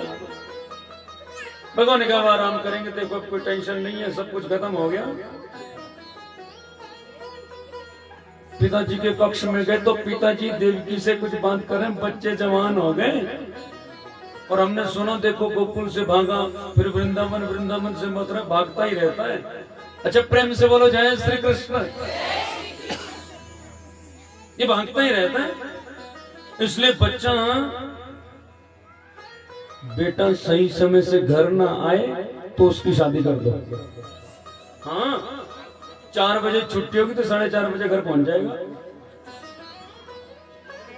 ये कन्हैया एक जगह टिकेगा, इसलिए इसकी शादी कर दो। कन्हैया बलराम से कहे सुन लो हमारी शादी की बातें चल रही है। बलराम कहना तेरे को जल्दी तू कर ले। कन्हैया कहने लगे देखो मैं वो कर तो लूंगा, लेकिन मेरी फैक्ट्री चालू होगी तो तेरा नंबर नहीं आएगा। इसलिए अपने बारे में सोच ले। रेवत की पुत्री रेवती से बलराम की शादी हो गई।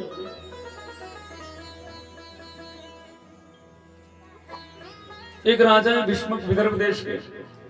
उनके 5 बेटे, एक बेटी है। सबसे बड़े बेटे का नाम है रुक्मी, रुक्मरथ, रुक्मबाहु, रुक्मकेश, रुक्ममाली, और छोटी छोटी कन्या जिसका नाम है रुक्मणी। अब इसका विवाह शिशुपाल जी से तय हो गया, लेकिन लड़की को दुल्हा पसंद नहीं है जी। हाँ, बड़ी बेचारी उदास है, बड़ी बड़ी रोने लगी। भाभी जी से कहने लगी, भाभी मैं क्या करूं अब वो, क्योंकि मैं तो कन्हैया को पसंद करती हूँ और मेरे भैया ने तो मेरा रिश्ता कर दिया शिशुपाल के साथ। कुछ वजह मैं शादी नहीं करूंगी, मैं अपना जीवन दांव पे लगा सकती हूँ।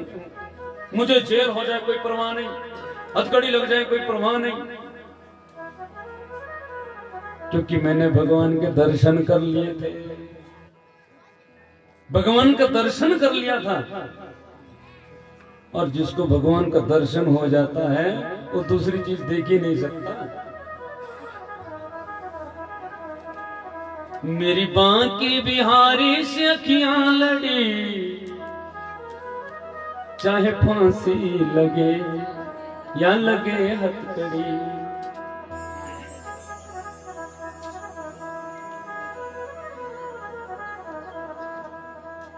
कुछ भी हो जाए, भाभी जी ने ट्रिक बताई। देखो भाई, बात ऐसी है, जो काम कहीं भी संभव ना हो वो कई बार पंडित जी कर देते हैं।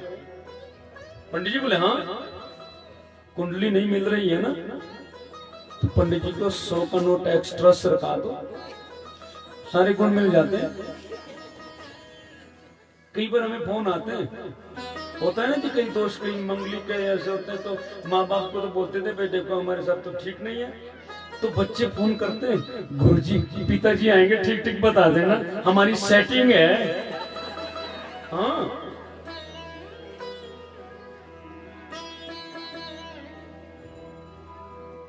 पंडित जी के पास एक पत्र लेकर के भेजा, और पंडित जी तो द्वारिका में पहुंचे, कन्हैया के पास पत्र दिया, और कन्हैया ने जो पत्र पढ़ा,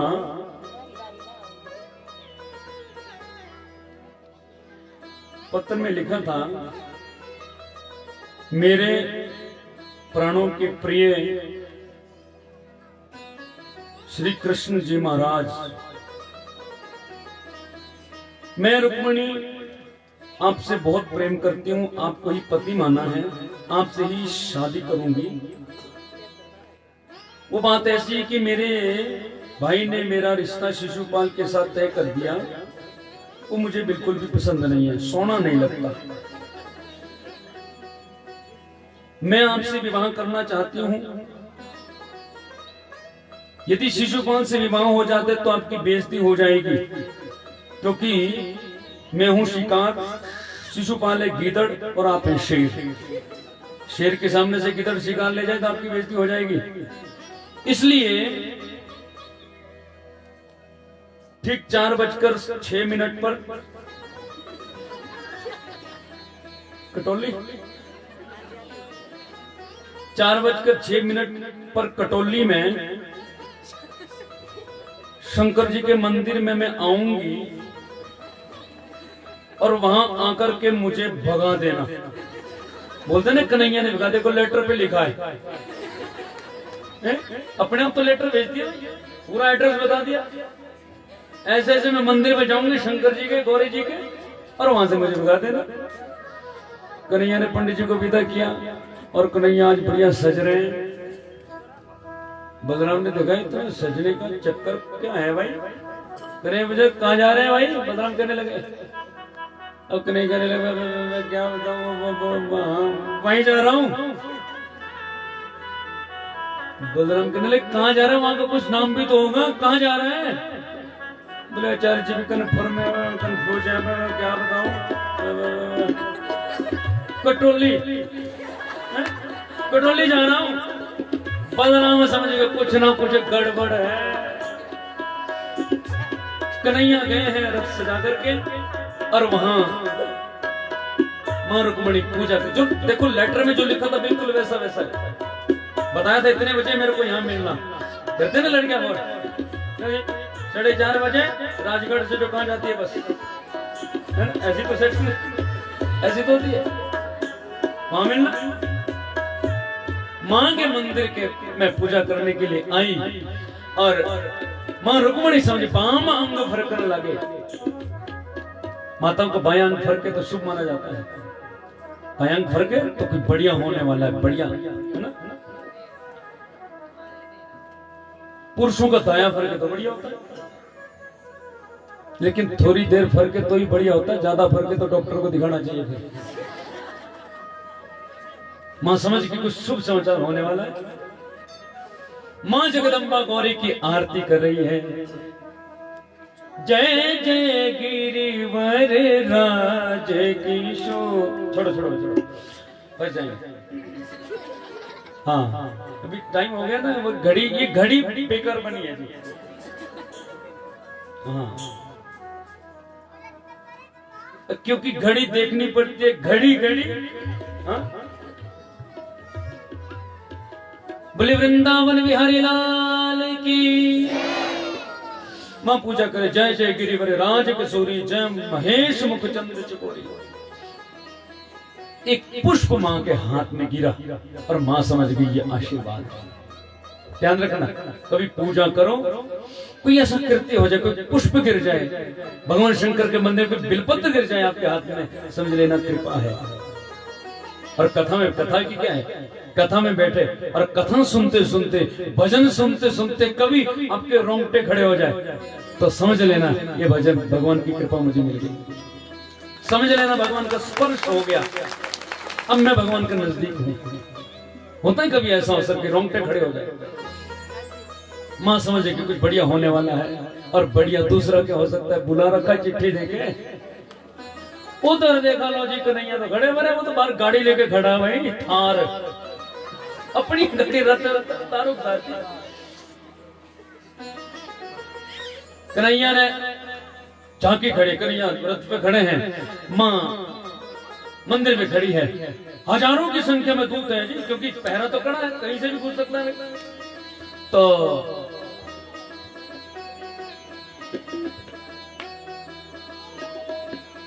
जैसे ही सेवकों ने मां रुक्मणी को देखा, इतनी सुंदर, तो सेवक कहने लगे देखो भाई हमारी जो हमारी बेटी है ना ये रुक्मणी कितनी सुंदर है। एक कहने लगे देखो ये जो रथ में बैठा ये भी कम नहीं है, भले सांवला है लेकिन सुंदर बहुत है। आपस में सारे सेवक बातें कर रहे हैं। कन्हैया ने का मौका बढ़िया आ जा, रुक्मणी को हाथ पकड़ करके रथ पे बिठाया। तो मानो जानते हो क्या बोल रहे हैं, देखो अलग अलग थे तो सुंदर लग ही रहे थे, लेकिन जब इकट्ठे हो गए तो लगता है एक दूसरे के लिए ही बने, झांकी निकल रही है। ख्याल ही नहीं आया कि ये क्या हो रहा है। कन्हैया ने दारुक को इशारे का चलो, दारुक ने रथ दौड़ाना प्रारंभ किया। तो ये होश नहीं रहा कि इसको बचाना है, लेकिन एक के मन से कुछ निकल गया, जुबान पे तो आया नहीं, और बोलते ले गया ले गया ले गया ले गया ले गया ले गया ले गया ले गया। दूसरे मतलब क्या ले गया, अरे बोले ले गया ले गया ले गया ले गया। अरे क्या ले गया, जो जोर से थप्पड़ मारा, अरे रुक्मणी को ले गया। अरे बोले अब तक तो राजगढ़ भी टप गया हो। इतनी देर लगा दी बताने। रुक्मी तो पीछे से गई, यदि नहीं मारूंगा उसको तो फिर वापस नहीं लौटूंगा मैं।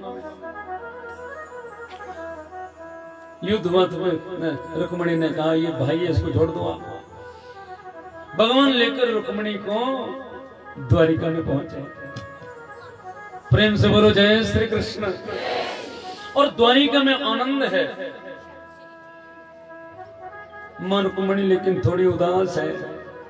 कन्हैया ने कहा उदास क्यों?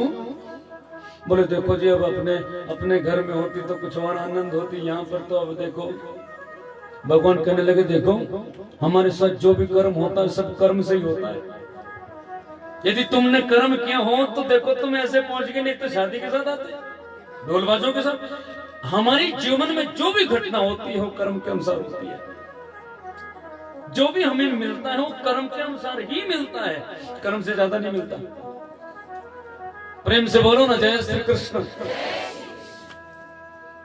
जो कर्म में लिखा है वो पक्का मिलेगा, और जो कर्म में नहीं लिखा है वो कभी मिल ही नहीं सकता।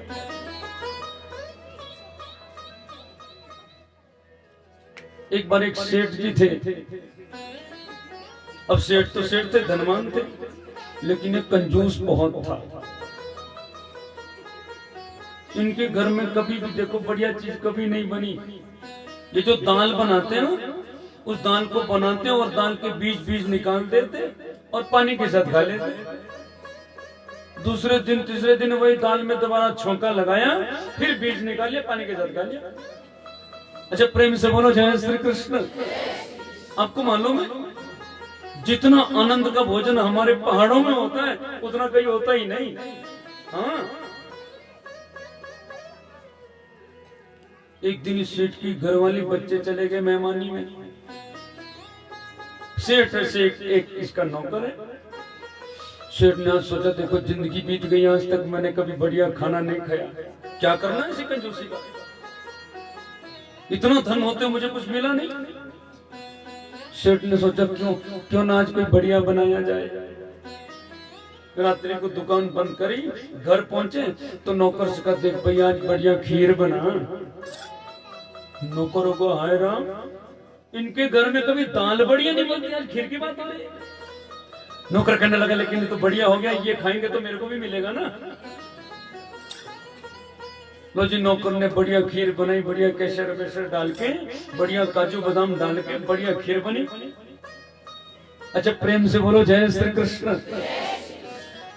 अब कंजूसी होती हो जाती थोड़ी ना है कहीं। सेठ सोचने लगा, देखो इतनी बढ़िया खीर बनी, अब देखो अब ये नौकर इसको तो देनी पड़ेगी। हाँ, क्यों ना कुछ ऐसा करूं कि मैं खाऊं। अब ऐसा भी तो नहीं बोल सकता कि तू रहने दे। तो उसने एक नाटक किया। नौकर से कहने लगा, सुनो जी, अब हाँ खीर तो बहुत बढ़िया बनी है, लेकिन इस खीर को वही खाएगा जिसको सपना बढ़िया लगेगा। नौकर ने कहा, सपने के लिए तो सोना पड़ेगा। सेठ ने कहने लगा, हाँ तो ठीक है, कल सुबह खा लेंगे, ठंडी खीर और भी मीठी लगती है। मतलब उसका देने का मन नहीं करा। नौकर कहने लगा, देखो भाई हम तो नौकर, हमें क्या सपना लगेगा, आप खा लो, आप तो बड़े आदमी, आपके सपने भी बड़े। सेठ ने कहा, नहीं, हम बदमाशी नहीं कर सकते, जिसको सपना बढ़िया लगेगा बस वही खाएगा। रात हुई, दोनों के दोनों सो गए। अब सेठ जी तो खराटे मारने लगे, नौकर को कहा नींद आए, क्योंकि खीर तो उसने बनाई ना जी। वो सोचना कि इतनी सुगंधी इतनी बढ़िया बनाई थी इसने कल सुबह के लिए, और कल सुबह तो बढ़िया सपना बताएगा ना, इसलिए मैं तो सुबह भी रह जाना। महाराज बड़ी करवट देने लगा, लेकिन नींद जब नहीं है तो उसने सोचा, देखो जो मर्जी हो जाए, एक चम्मच तो टेस्ट कर ही लूं। मन में आ गया, भाई टेस्ट तो कर ही लूं। धीरे से उठा और उठ करके रसोई में गया, और रसोई में से वो डिब्बा था जो फ्रिज में रखा हुआ, उस डिब्बे में से एक चम्मच जैसे खाया, आनंद आ गया। खीर मीठी होती है ना, और उसमें ठंडी हो तो और भी बढ़िया होता है। इससे रागड़ी तो बहुत बढ़िया है। अरे 2 चम्मच खाने कौन सा नुकसान हो जाएगा, 2 खाली। आनंद इतना बढ़ गया कि डाबा आधा हो गया। इसने कहा, तो अब ये मन में सोचने लगा, देखो ये आधा तो हो गया, अब देखो, अब सेठ जी को तो पता था भरा हुआ डिब्बा था, अब डंडे तो पड़ने। जब मार पड़नी है तो क्यों ना खाली करते हैं, भाई डंडे तो पड़ते, मार तो पड़नी है। लो जी, उसने सारा डिब्बा खाली कर दिया, ऊपर से पानी डाल के बढ़िया ढक्कन लगाया, डिब्बा फ्रिज में रख दिया, और आगे चटाई पर। अब मालिक तो सोएगा ना बढ़िया पलंग बिस्तर पे, चारपाई पर सोए, नीचे सो गया चटाई पर। अब इतना तकड़ा खा के नींद भी बढ़िया आएगी ना, भूखे तो नहीं आएगी, बढ़िया नींद आएगी। लो जी, आनंद से सो रहा है, खराटे मार के बढ़िया। और सुबह जब जागे दोनों, तो अब ये तो लेट सोया था ना, इसकी नींद भी लेट खुली। सेंडगा उठ, खड़ा हो भाई, जल्दी उठ। हाँ मालिक मालिक मालिक, हाँ। अब इसको लगा, कांपने लगा, क्योंकि अगर इसने बोला कि खीर ला तो मैं कहां से दूंगा। सेठ कहा, भाई देखो भाई, हाँ अब हमारी शर्त थी कि जिसको बढ़िया सपना लगेगा वही खीर खाएगा। तू बता क्या सपना लगा। नौकर कहने लगा महाराज हमारे तो सपने भी बेकार से, अब क्या बताऊं, नौकर को क्या बढ़िया सपना लग सकता है, आप बताओ, आपका सपना तो बहुत बड़ा होगा ना। सेठ ने कहा रात को मैं सोया था और मेरे को सपना लगा, और सपने में मुझे लगा कि वो हाँ स्वर्ण का विमान मुझे लेने आया, देवता ऋषि गण बड़ी शंख ध्वनि के साथ मुझे ऊपर ले गए, स्वर्ग लोक में मुझे पहुंचाया गया, और स्वर्ग में जाकर के इंद्र ने अपनी गोद में मेरे को बिठा दिया। देखो स्वर्ग का राजा देवराज इंद्र, उसने अपनी गोद में मुझे बिठाया। अरे महाराज इतना सुंदर सपना, अच्छा अब तो सुना, तुझे क्या लगा? नौकर करने लगा मैं तो नौकर हूं जी, क्या सपना लग सकता है बाप, क्या नहीं फिर भी बता, सपना बढ़िया लगेगा, उसको खीर मिलेगी। नौकर सोचने लगा खीर मिलेगी कहाँ, तो गई, लेकिन सेठ ने कहा तो सपना बता। उसने कहा महाराज अब क्या करूं, अब महाराज मैं सो रहा था, तो सोते सोते मेरे को सपना लगा। सपनों क्या लगा जी, सपने में तो बड़ा डरावना सपना था। एक 8 फुट आदमी जिसके हाथ में इतना बड़ा डंडा, अरे महाराज देखने में बड़ा डरावना था। अंदर आया वो, धीरे से मुझको मेरे को डंडे से जगाया, मैं उठा, बोला खड़ा। महाराज इतने बड़े आदमी को देख के मैं क्या करता, मरता क्या नहीं करता। मैं उठ गया, उसने बोला चल बाहर निकल। महाराज मैं बाहर चला गया, उसने कहा रसोई में चल। मरता क्या नहीं करता महाराज, मैं रसोई में चला गया। उसने कहा खीर कहाँ रखी है? तो महाराज में डंडा था साथ में था, तो मैंने सच बता दिया फ्रिज में। उसने कहा फ्रिज कौन? बात में मेरे को डंडा दिखाता, प्राण तो संकट में थे। मैंने फ्रिज खोला, डब्बा सामने निकला, उसने कहा ढक्कन खोल। महाराज मैंने ढक्कन भी खोल दिया। उसने कहा सुन ये खीर खा। मैंने कहा मैंने कैसे खा सकता हूँ जी, तो सेठ क्यों मेरे को मारेगा भाई, कैसे खा सकता हूँ मैं?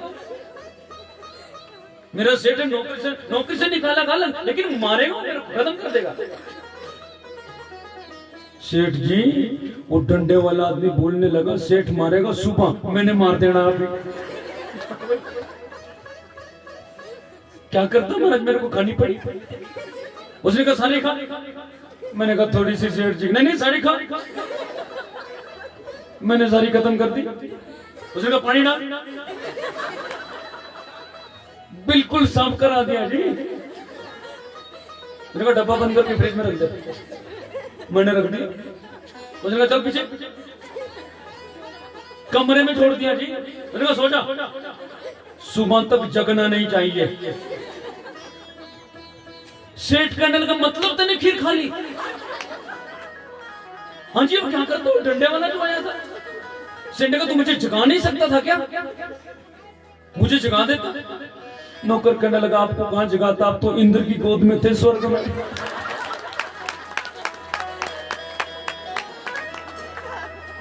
जो हमारे कर्म में नहीं है ना, तो हमें कभी नहीं मिल सकता। क्योंकि कर्म प्रधान विश्व रच राखा, जो जस करी कर्म सो तस फल चाहा। मैंने कहा ना, एक अन्न का दाना भी यदि हम ग्रहण करते हैं तो इसका मतलब हमने कर्म क्या होगा, हमने उसको खाया होगा, तो हम चुका रहे हैं। कल परसों करा, यदि आपकी रोटी खा रहे हैं, एहसान नहीं कर रहे हैं, हमने कभी खिलाई होगी आपको, क्यों जी? एक दिन डॉक्टर साहब की खाई थी, हो चुका थी, खत्म कर दिया हिसाब, है ना? हाँ, हिसाब चुकता कर दिया। या फिर ऐसा हो सकता है अगले जन्म में आपको खिलानी पड़े। लेकिन एक एक घटना हमारी कर्म की। भगवान कह रहे हैं ये रुक्मिणी, ये सब कर्म का खेल है, लेकिन वो चिंता मत कर, ये द्वारिका आनंद से शादी होगी। और यहाँ पर अब शादी का माहौल बनने लगा। आओ मेरी सखियों मुझे मेहंदी लगा दो, मुझे श्याम सुंदर की दुल्हन बना दो।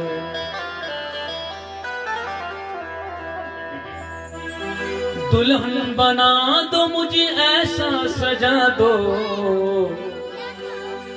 कि मुझे श्याम सुंदर की दुल्हन बना दो। बड़ी सुंदर सज रही है मां रुक्मिणी, और कन्हैया भी किससे कम नहीं है।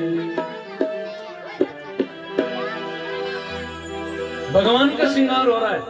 माँ रुक्मिणी सज गई, भगवान का श्रृंगार हो रहा है। अच्छा बाहों से बोलो जय श्री कृष्ण। हो मेरे बांके बिहारी लाल,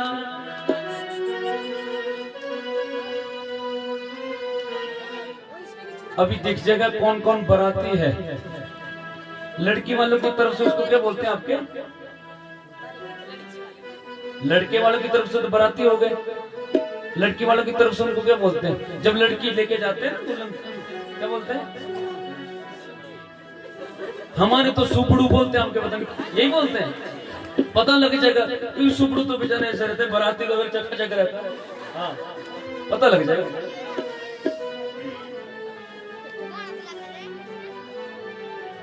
हो मेरे बांके बिहारी ला, तू इतना ना करियो श्रृंगार, नजर तोहे लग जाएगी, नजर तोहे लग जाएगी।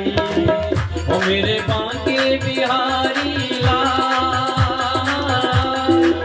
ओ मेरे बांके बिहारी लाल, तू इतना ना करियो श्रृंगार, नजर तोहे लग जाएगी, नजर तोहे लग जाएगी। ओ मेरे बांके बिहारी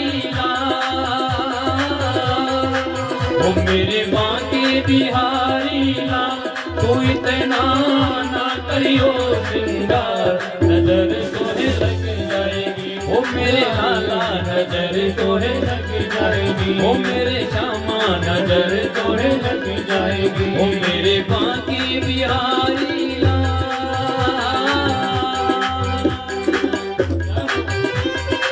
हरि बोल।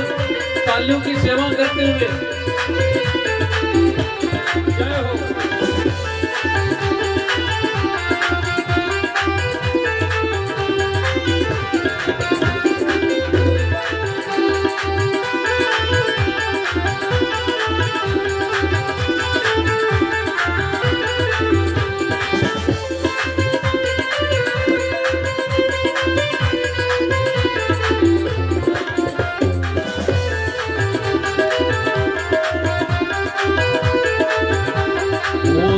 पायलिया पे दिल मेरा अटका, तेरी पायलिया पे दिल मेरा अटका, तेरी पायलिया पे दिल मेरा अटका, तेरी पायलिया पे दिल मेरा अटका।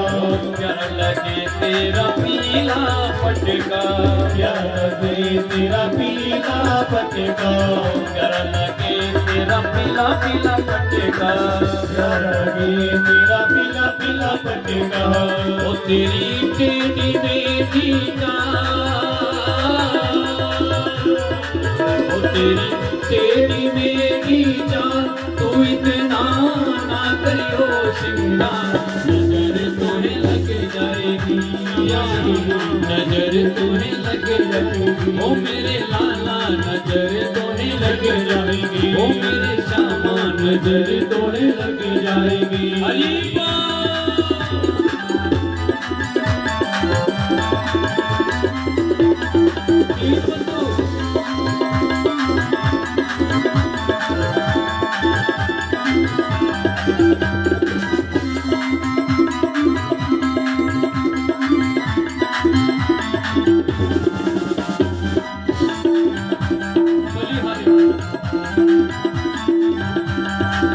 तेरी सूरतिया पे दिल मेरा टेका, तेरी सूरतिया पे दिल मेरा टेका, तेरी सूरतिया पे दिल मेरा टेका, तेरी सूरतिया पे दिल मेरा टेका। प्यारा लगे तेरा पीला पटका, प्यारा लगे तेरा पीला पटका, प्यारा लगे तेरा पीला पीला पटका, प्यारा लगे तेरा पीला पीला पटका। ओ तेरे घुंघरे घुंघरे पाल, तेरे घुंघरे घुंघरे पाल, तू इतना ना करियो श्रृंगार, नजर तोहे लग जाएगी, नजर तोहे लग जाएगी। ओ मेरे श्यामा नजर तोहे लग जाएगी, ओ मेरे लाला नजर तोहे लग जाएगी।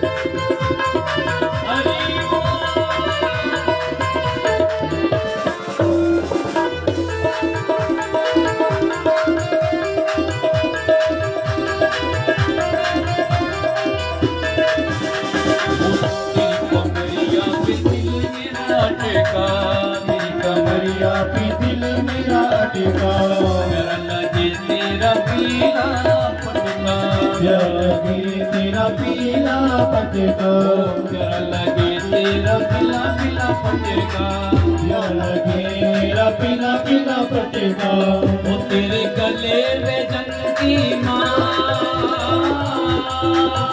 तेरे गले में जंगी माँ, तू इतना ना करियो श्रृंगार, नजर तुम्हें लग जाएगी, नजर तुम्हें लग जाएगी, ओ मेरे श्यामा नजर तुम्हें लग जाएगी, ओ मेरे लाला नजर तुम्हें लग जाएगी, ओ मेरे गाना नजर तुम्हें लग जाएगी, ओ मेरे लाला नजर तुम्हें लग जाएगी। ओ कन्हैया लाल की।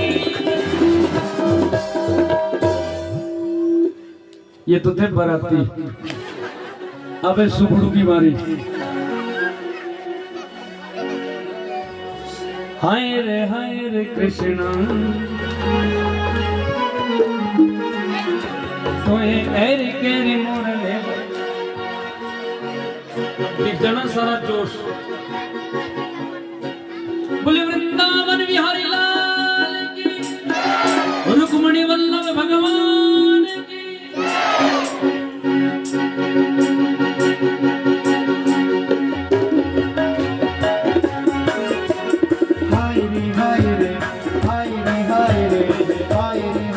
कृष्णा कोई मेरी मेरी मुरली बजाइए, हाय रे कृष्णा, तोए ऐरी केरी मुरली बजाई रे। बिंदरे बनो तो कृष्णा कोई नवी नवी लीला रचाइए, बिंदरे बनो तो कृष्णा, तो मैं नई नई लीला रचाई रे। हाय रे हाय रे हाय रे हाय रे हाय रे हाय रे कृष्णा कोई मेरी मेरी मुरली बजाइए, हाय रे कृष्णा, तोए ऐरी केरी मुरली बजाई रे। तेरी बांसुरी सुनी कृष्णा छोड़ो गोपिये न गमो, तेरी बांसुरी सुने कृष्णा, छोड़ो गोपिये न गमो। एक अर्जो मारी कृष्णा, एक अर्जुना हमारे कृष्णा, रख चरणों दे हमो।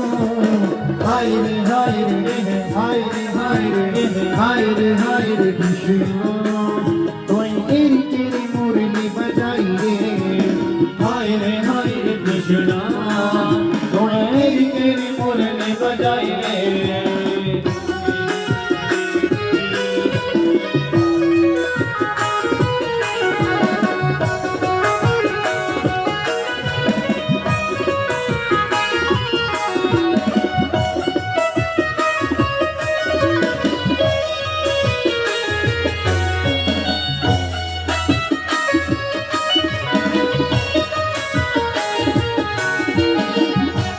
जय हो।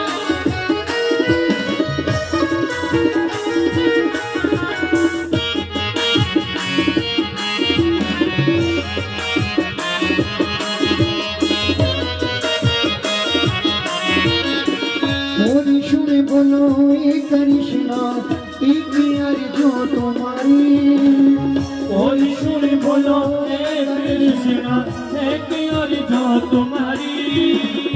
मोरी सुने बोलो ये कृष्णा एक अर्जो तुम्हारी, कोई सुन बोलो हे कृष्णा, एक अर्जो तुम्हारी। जब ताई रोज मेरी मेरी जो बताई लो जिंदड़ी मेरी, करूँ भक्ति हाँ तेरी। हाय रे हाय रे हाय रे हाय रे हाय रे हाय रे कृष्णा कोई तेरी मुरली बजाइए, हाय रे कृष्णा, तुम्हें तेरी मुरली बजाई रे। बिंदरे बनो तो कृष्णा कोई नवी नवी लीला रचाइए, बिजली बनो रे कृष्णा, कोई नवी नवी लीला रचाइए। दिल मन को देखना है तो दिलदार बने रहना, हर जख्म सहने के लिए तैयार खड़े रहना। दुनिया कहेगी पागल दीवाना कहे कि तुमको, और अरे खटोली वालों दीवाने बने हो तो लगातार बने रहना।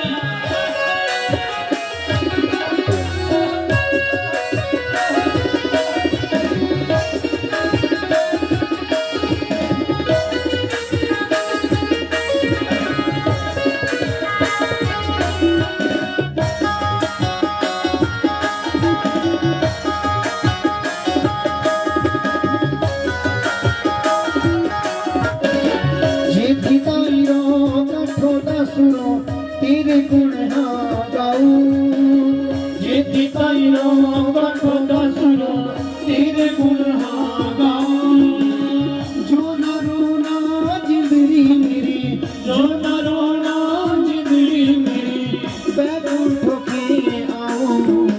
हाय रे हाय रे हाय रे हाय रे हाय रे हाय रे कृष्णा, कोई केरी केरी मुरली बजाई रे कृष्णा, तोय नवी नवी लीला रचाइए, तोय नवी नवी लीला रचाइए, तोय नवी नवी लीला रचाइए। बोले रुक्मणी वल्लभ भगवान की। इसकी जो शादी की रिसेप्शन होती है ना आजकल, ये रिसेप्शन शाम को 9 बजे 9 बजे प्रारंभ होगी। पार्टी होती है ना आजकल, रिसेप्शन शाम को 9 बजे। हाँ, और एक और सूचना मैं देता हूँ, कल का जो कथा का समय अनु भाई, कल का जो कथा का समय होगा 10:30 बजे होगा और 1 बजे भागवत का विश्राम, उसके बाद विदाई। ठीक है जी। तो आज शाम का जो कार्यक्रम होगा वो हमारे प्रधान जी इधर आपको सूचनाएं दे रहे हैं।